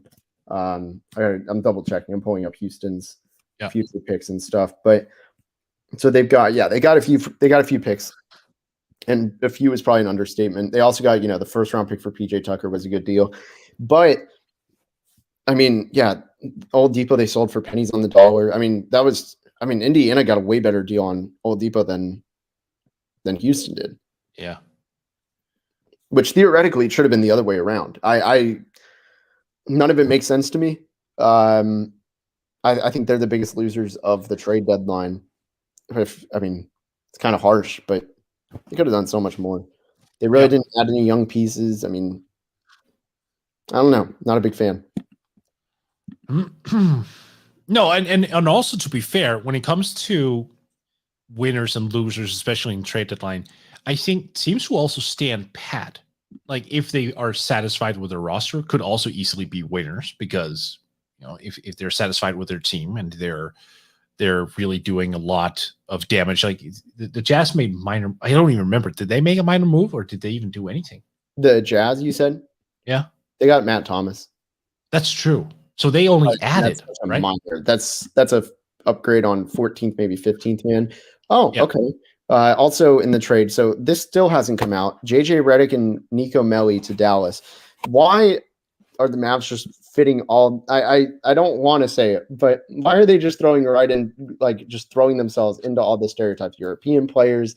I don't know what Melli brings to the Mavs, because he didn't bring anything to the Pelicans. Ideally, shooting. No. He's just there for salary, right? Like, do you buy him out? Yeah, no, he actively wanted out as well. So this could be part of that. He wanted away from the Pelicans. He wanted to get more minutes. So maybe there is a spot in Dallas for him, just a little bit more than he was otherwise getting. But I can't imagine that he would be getting significant run, right? Yeah, that's yeah, I don't see Nico Melli ever being like, the Mavs are weird enough about their big men rotation. Sometimes it's Dwight Powell will play, which is weird enough. Willie Cauley-Stein will also play, which is also weird.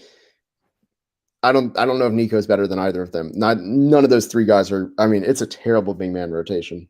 It might be the worst in the league in big man rotation. Yeah. So I don't know what they do with that.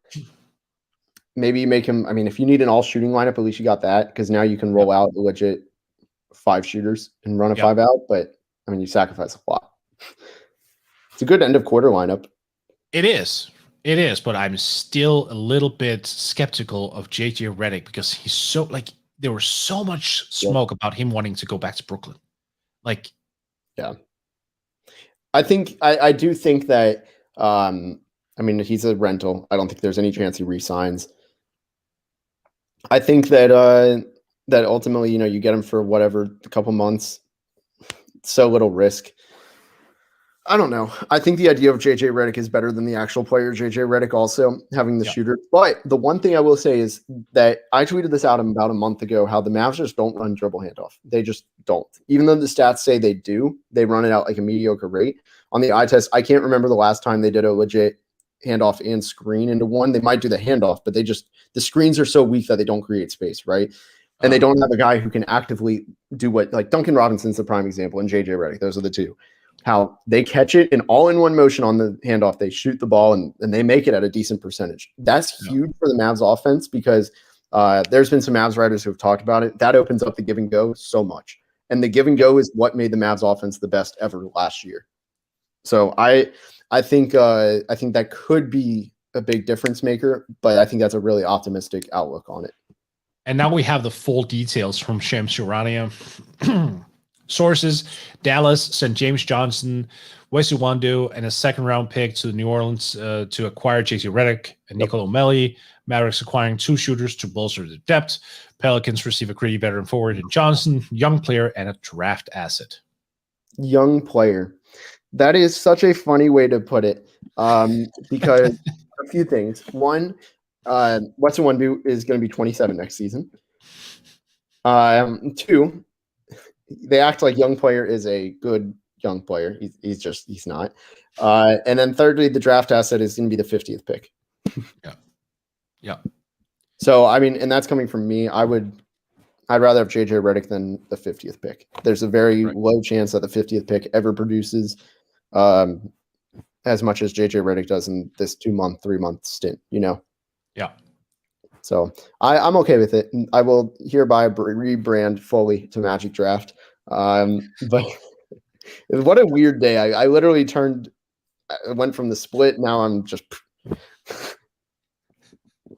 No, I hear you. I was expecting more as well I thought they would do something big, because here's the thing, and you and I have actually spoken on Twitter about this once in a while. Like, it does seem like Dallas can't really do a whole lot this summer because there aren't really that many, fantastic players on the market. There isn't really a whole lot of things you can do. Like, yeah, okay, you can retain Hardaway Jr., you can do certain things, but there isn't that secondary guy that you need on the market available this year. There might not be next year. So I thought they would be, progressive and proactive today and maybe see if they could make that initial step to getting someone who could be included in a larger deal down the line. But I don't think they got that. Yeah, I don't. Yeah. That says everything. Yeah. Also, a little non-trade news, Lakers related. LeBron's expected to miss 4 to 6 more weeks. Okay. So he's out for probably almost the rest of the regular season. Yeah. But wait a second. The first initial thing was just multiple weeks, right? Yeah. So, yeah. I mean, he might have finished out the regular season already. That's going to be an interesting. They're going to suck. They're going to be really bad. I mean, hey, let me tell you though. Let me see what the protections are on that pick, because that pick is getting helped. Yeah, if it's 8 through 30, they keep it. Wow. So top 7 protected, not bad, not bad. They can get a really quality pick. So where do the Lakers end up? Because they're 28-16 right now. I don't think they can't really go worse than 7th. Dallas. For Dallas is probably 21st pick, 20th pick is probably their floor. The gap between the 6th best record and the 9th best record though is 5 games. So it's a pretty big gap from there. Right. I'm thinking in terms of playoffs. Like, they could end themselves. No, that's what I mean. Is they can't get worse than Portland, realistically, which I think is the 5 seed, if I'm not mistaken. Sixth. Yeah. And Aldridge has been bought out. Yeah.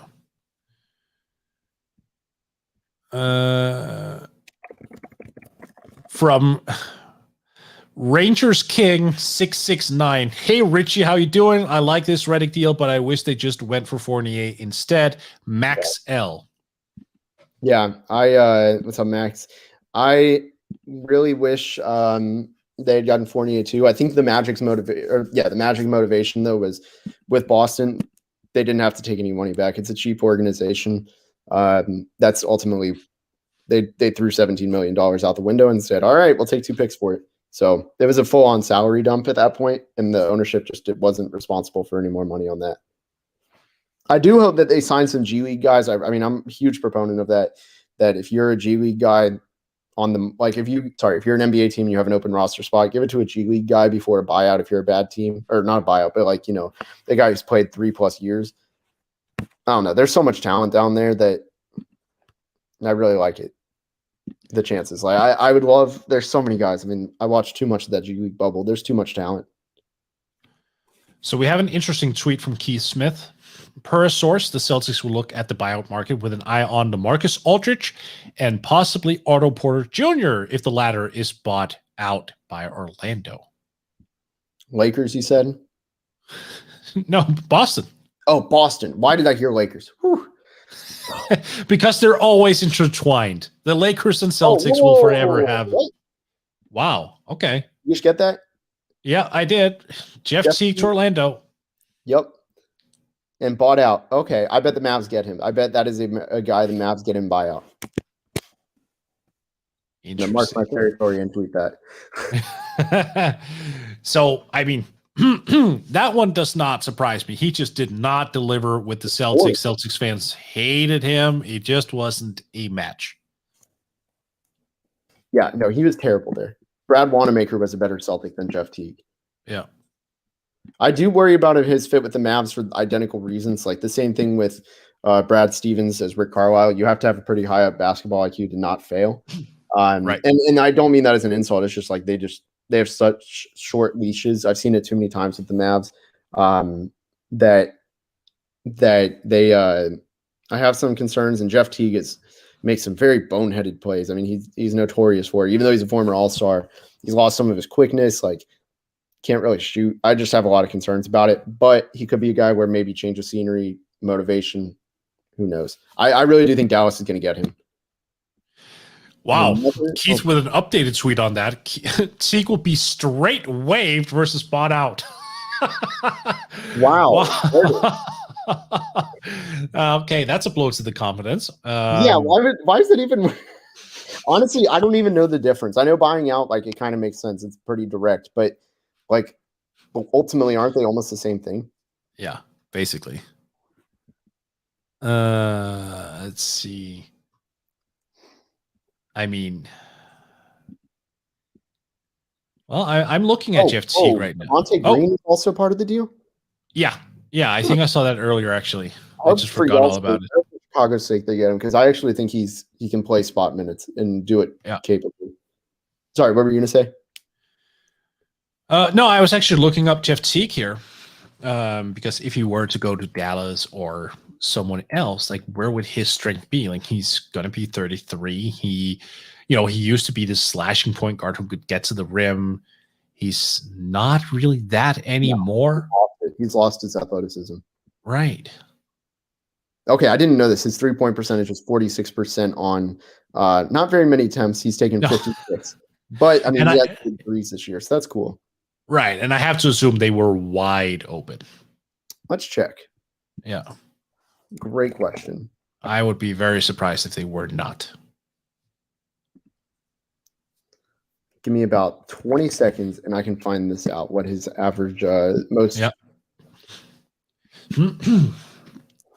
And we have 23 minutes left. The deadline is passed, but we will just give it an additional 23 minutes to see what's going to transpire, if anything. I thought that something big was going to bubble up a little bit, and it hasn't really happened to the same extent. But it is what it is. Yeah, so I'm looking at it. 1.3 attempts per game are wide open. He takes 1.6 attempts per game. So yeah, all wide open threes. And he shoots 48% on wide open.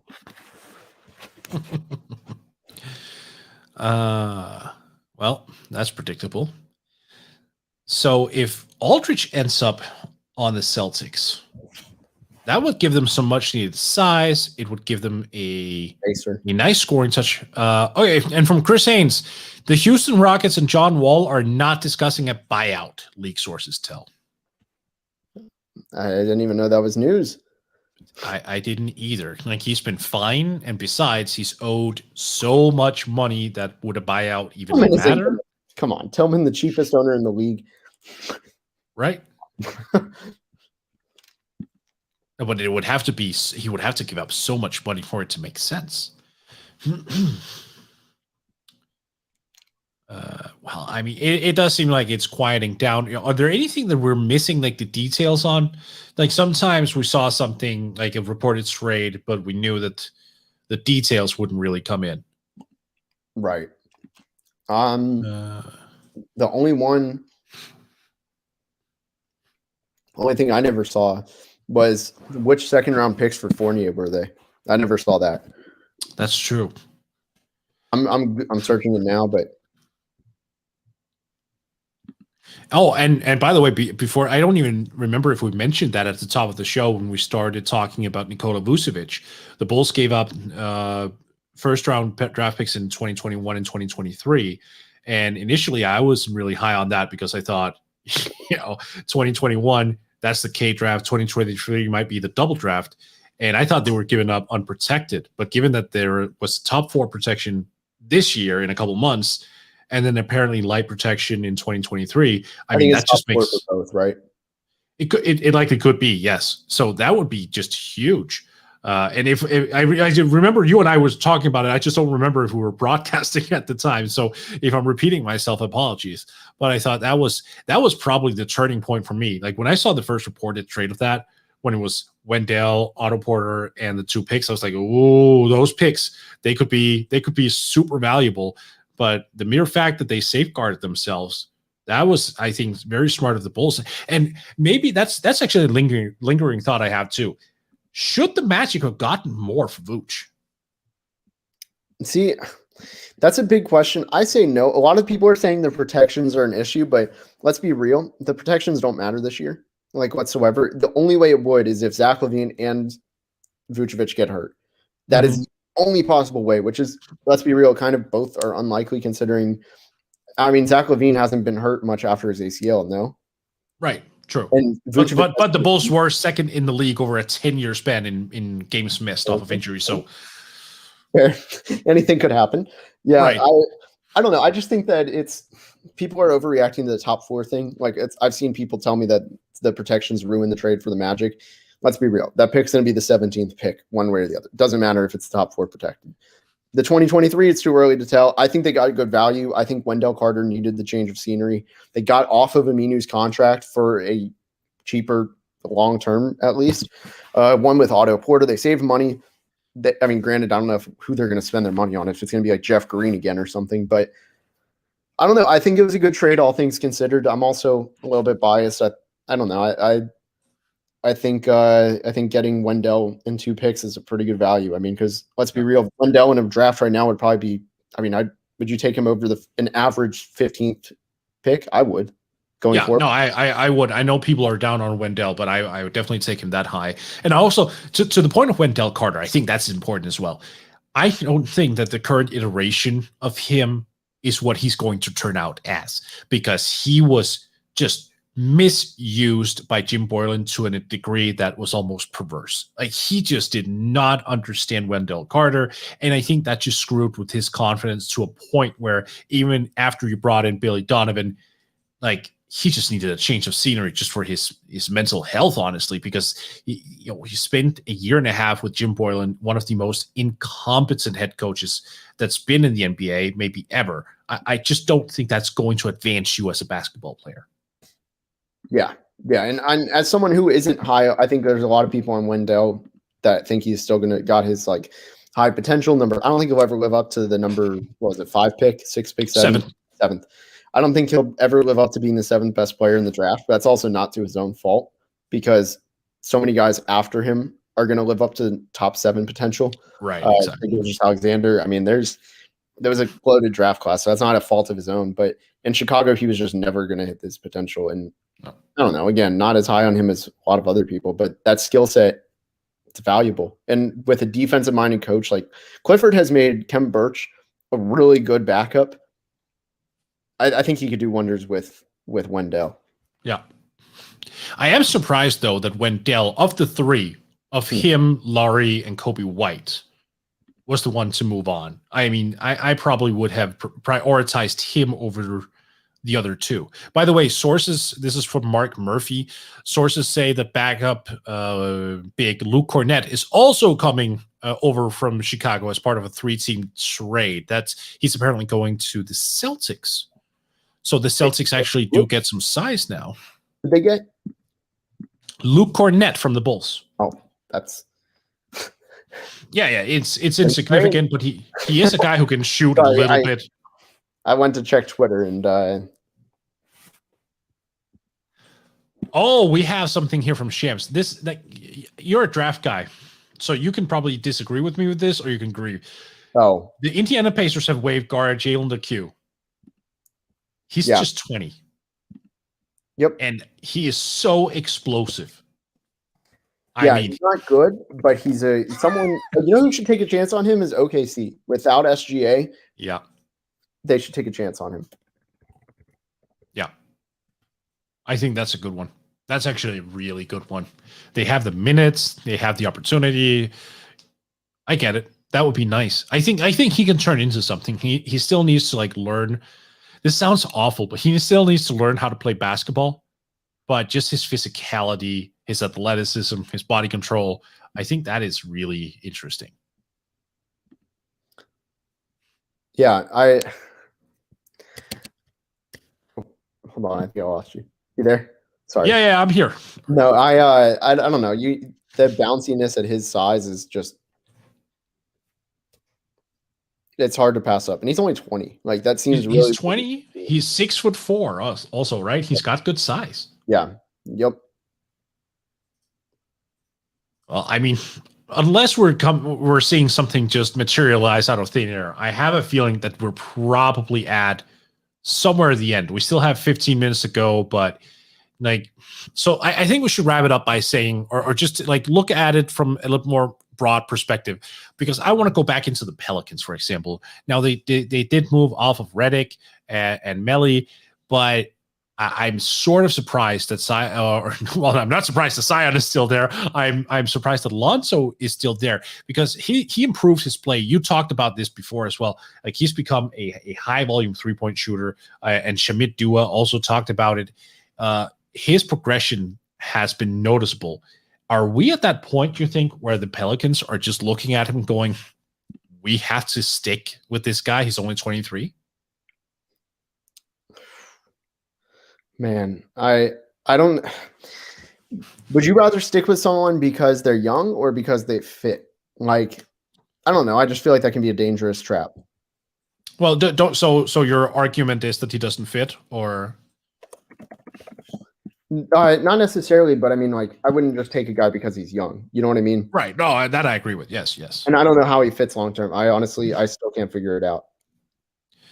Well, he's unorthodox, but I will say that for him to be able to spot up in the manner that he does, and he does provide defense, that has to at least optimize Zion and Ingram to certain extents, while not being, of course, a perfect player. He's he still seems to be allergic in operating in the paint. He's still a 15-foot out guy primarily, and that means there is a certain cap on his ceiling as a player. But him hitting, what was it, 39% on 8 attempts per game, him still being a good rebounder, him still being an assist guy, him still being a defender, him still being 6'6" as well. And I mean, I have to assume there's still a lot more potential left in the tank. I mean, I wouldn't be shocked if they are looking to retain him. Yeah, I mean, I also didn't even realize he was taking that many threes a game. He's become. It depends, I think, on what they want to do with him. And Shaman had talked. We've talked about this. It's do you want to make him a 3-and-D guy, or do you want to make him a guard that shoots? Right. Because you can't have both. I don't think Lonzo can be both. That was the dream, was for him to be this two-way shooter, whatever. Because he shot 45% from 3 in college. Yeah. If you watch, he had all of his shots spoon-fed. But I mean, it depends. He's a weird player because of the role. He has to play given his weaknesses. It's something unlike I've seen very often. I don't know. I don't know how he fits with Zion, though. I still don't even know if Ingram is a long-term piece and if he fits with any of those guys. I don't know. I genuinely have no idea. And who knows how he's bought into this role, what he wants his role to be. There's so many questions I have with him. It's such a question mark that I wish they had traded him, but maybe they can do sign and trade. Again, I don't know the cap intricacies of how you can and can't do it, but yeah. It's definitely a situation to monitor. Also, here's the news from Woj. Once LaMarcus Aldridge completes a buyout with the Spurs, the Miami Heat are expected to emerge as a frontrunner to sign him. Sources tell ESPN Aldridge plans to talk with several teams before finalizing a decision. That's just smart. I like that. I like that he's going to be taking his time and like figuring out where to go. Yep. Like, I just don't know if he would go to a team where they go, yeah, you can get 10 minutes per game, sure. Or he would go to a team that, we can give you a substantial role off the bench. Now, granted, I don't think he's a starter. I think those days are over. But, I mean, 20 minutes off the bench, just coming in and gunning, I could see it. Yeah, I mean, 20 minutes would not be. I mean, for him, I think there's a chance he revives his career. San Antonio, I mean, some guys, I mean, we've seen it so many times. There's a reason guys get bought out, and there's a reason they get sought after again, right? Right. And Aldridge is going to be a prime example that he's not washed by, I mean, relatively he is. I'm trying to pull up his stats, but like this year, he's still, that's crazy. Even this year being bad, in 8 less minutes a game than he really had ever played, he only lost 5 points a game, still shot 46%, 36% from three. Like, he just wasn't, he's not ever going to be, let's accept it, he's not LaMarcus Aldridge at Portland, he's not LaMarcus Aldridge, the all-star in San Antonio. It's not him anymore, but he's still a rotation player. I don't think there's any question about that. He's probably the best buyout player off, like, pound for pound and everything, including Blake Griffin when he was on it. I think he's the best buyout player. Yeah. Yeah, I think that's fair. Well, Drummond, right? Yeah. I still have questions about how.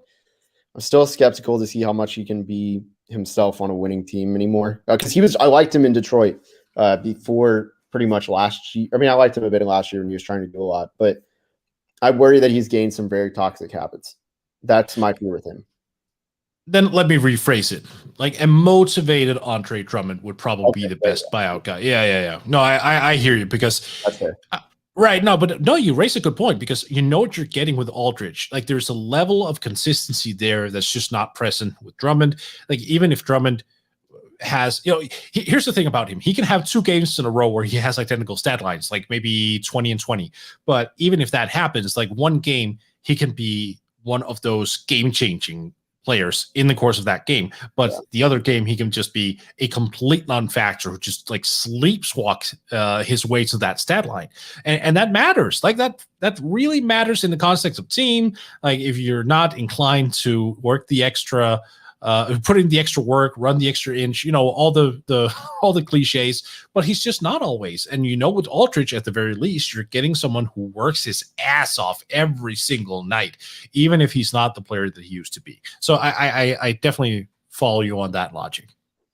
Yeah, and my fear with him is that a lot of time, we saw it a lot this year in Cleveland, was he became a ball stopper. I mean, that one play against Memphis, everybody has seen it, where he holds the ball, just stands there, the shot clock's winding down, and then he just has the ugliest turnover. I think it was a turnover.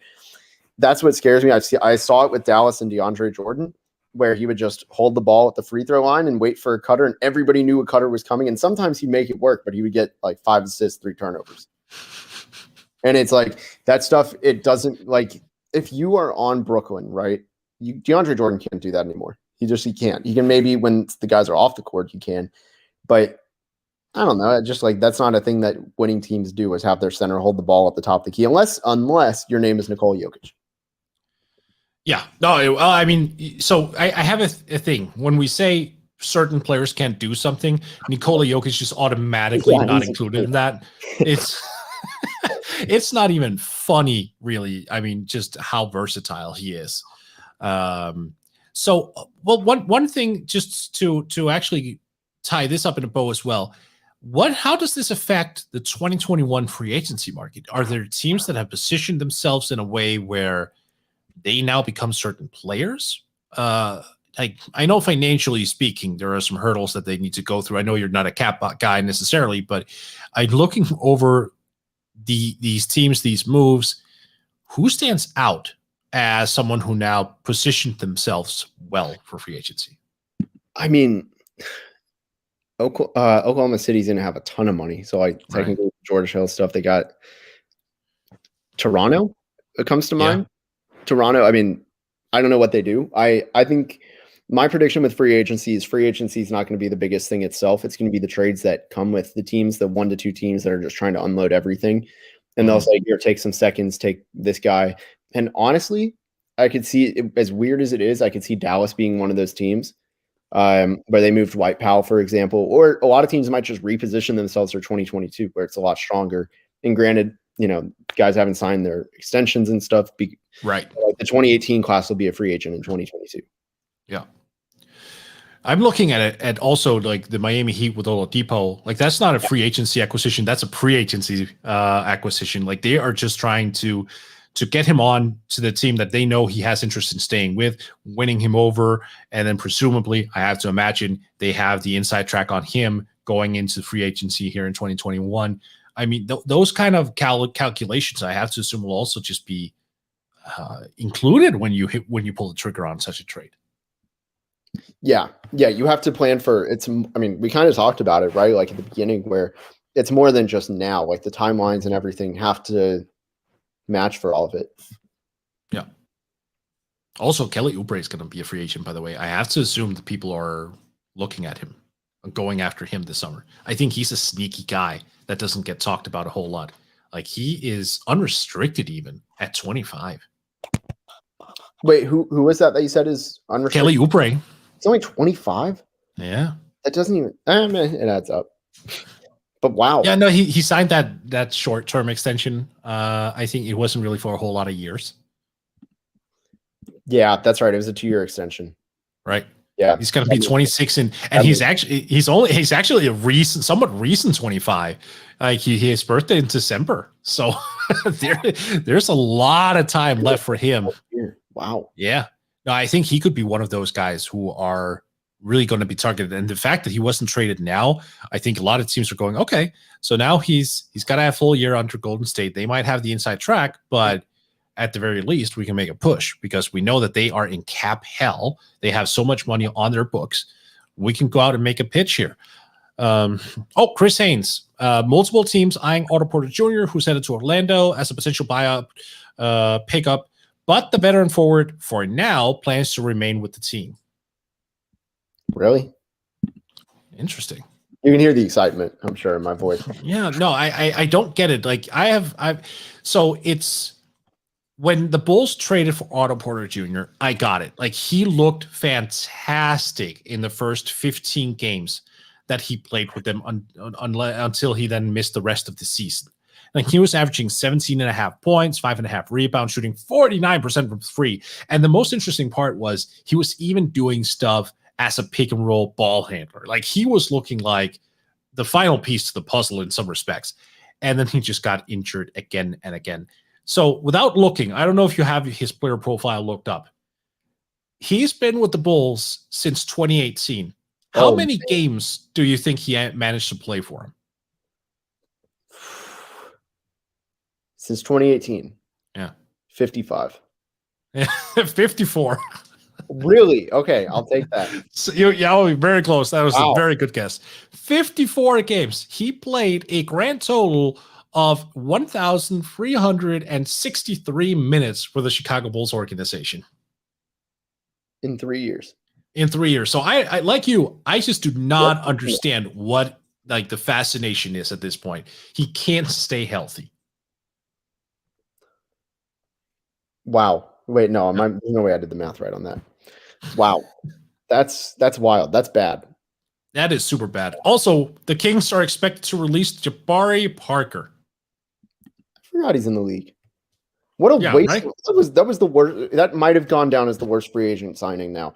They signed him to $6.5 million to do literally nothing and then just wait for him. But to be fair, that's happened multiple times now. The Bulls gave him $20 million a year and traded him ironically for Otto Porter, but just a couple months later. But Jabari was on the hey, he might still have some offensive potential. Now it's just, no. Why is anybody taking Jabari for more than the league minimum? Right. I saw him in the airport once. Nice guy. Yeah, I've actually heard the same. He should be a really down to earth Yeah. Dude, it's just playing style wise, he never lived up to the number 2 overall pick. By the way, the full details are in. It's a 3-teamer between the Celtics, Wizards, and Bulls. So the Wizards get Daniel Gafford and Chandler Hutchinson. Wait, what? They made it officially 3? Okay. Okay. And the Celtics get Luke Cornett and Mo Wagner. The Bulls get Daniel Tice, Troy Brown Jr., Jay Green. Is that Javante? Yeah. I didn't even realize the Bulls got him. Okay, interesting. Yeah, $1.3 million. Actually be a rotation piece. Yeah, $1.3 million from Boston and $250,000 from Washington. Congrats on the catch. Yeah, Garpax would have been proud. They would have been so proud. That actually feels like a trade that all 3 teams benefited from. I think Orlando did a good job in clearing the way for young players in every way, getting the picks. I really wish I knew what picks it was because I don't know what Boston's. I'm hoping it's. The problem is the Magic don't care about second-round picks. They just don't. And they actually, it's actually probably their second-round pick, the 43rd pick currently, is probably what it is. So it's actually not bad. And I think that in this draft, it's a lot of depth. But this seems like a trade that everybody won. The Wizards need a guy like Daniel Gafford. Like, they need him badly. Yeah, I would agree. I like it. I think that's one of those. It's rare you find a 3-team trade where all parties leave satisfied. I think whenever you venture out to the multiple teams outside of 2, it always gets a little bit choppy. And here we're actually looking at a pretty decent haul for all parts.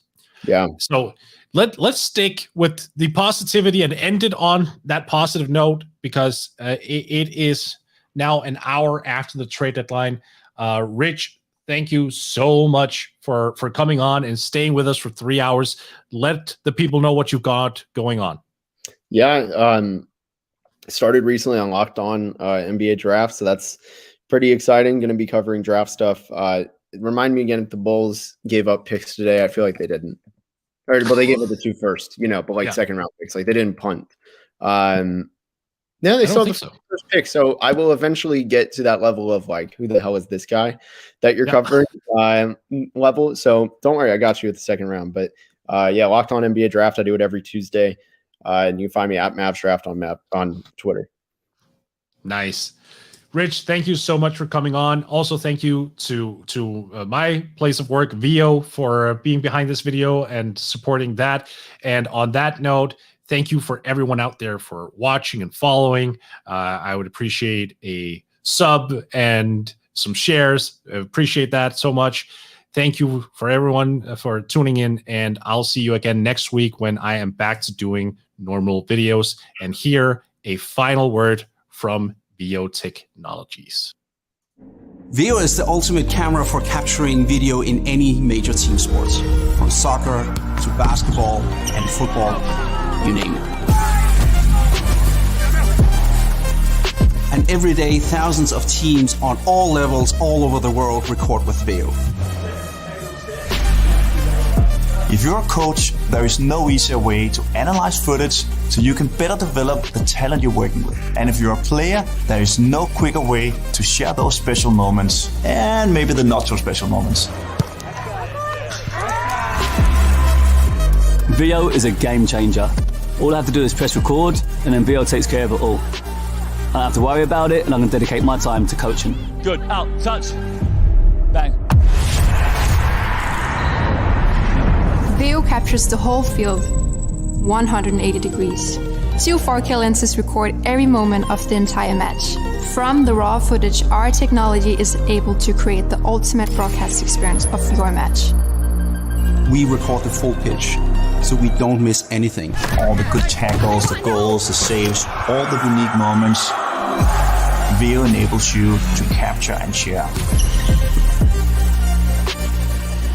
We know the coaches are busy people, and we save them time. Make a different run. Vio tags halftime, full-time, and of course, all the goals. For coaches, that means less time searching and more time analyzing. You can watch and analyze your match anytime, anywhere. On your phone, laptop, or tablet, it's always available. Go! Go! VO is great because you can use video to evaluate your performances, and it's super easy to go back and see what your mistakes were. She needs to get into that space. I have my own personal player profile page that I can use to get college recruitment, and I can post my favorite highlights on social media. VO is the best thing you can do for your player's future, and video is absolutely pivotal for the team's development. I can create my own highlights, share it with my players, and we can study it and evaluate it together. It's an amazing tool. I'm proud to see how much we've done so far and how teams around the world benefit from VO.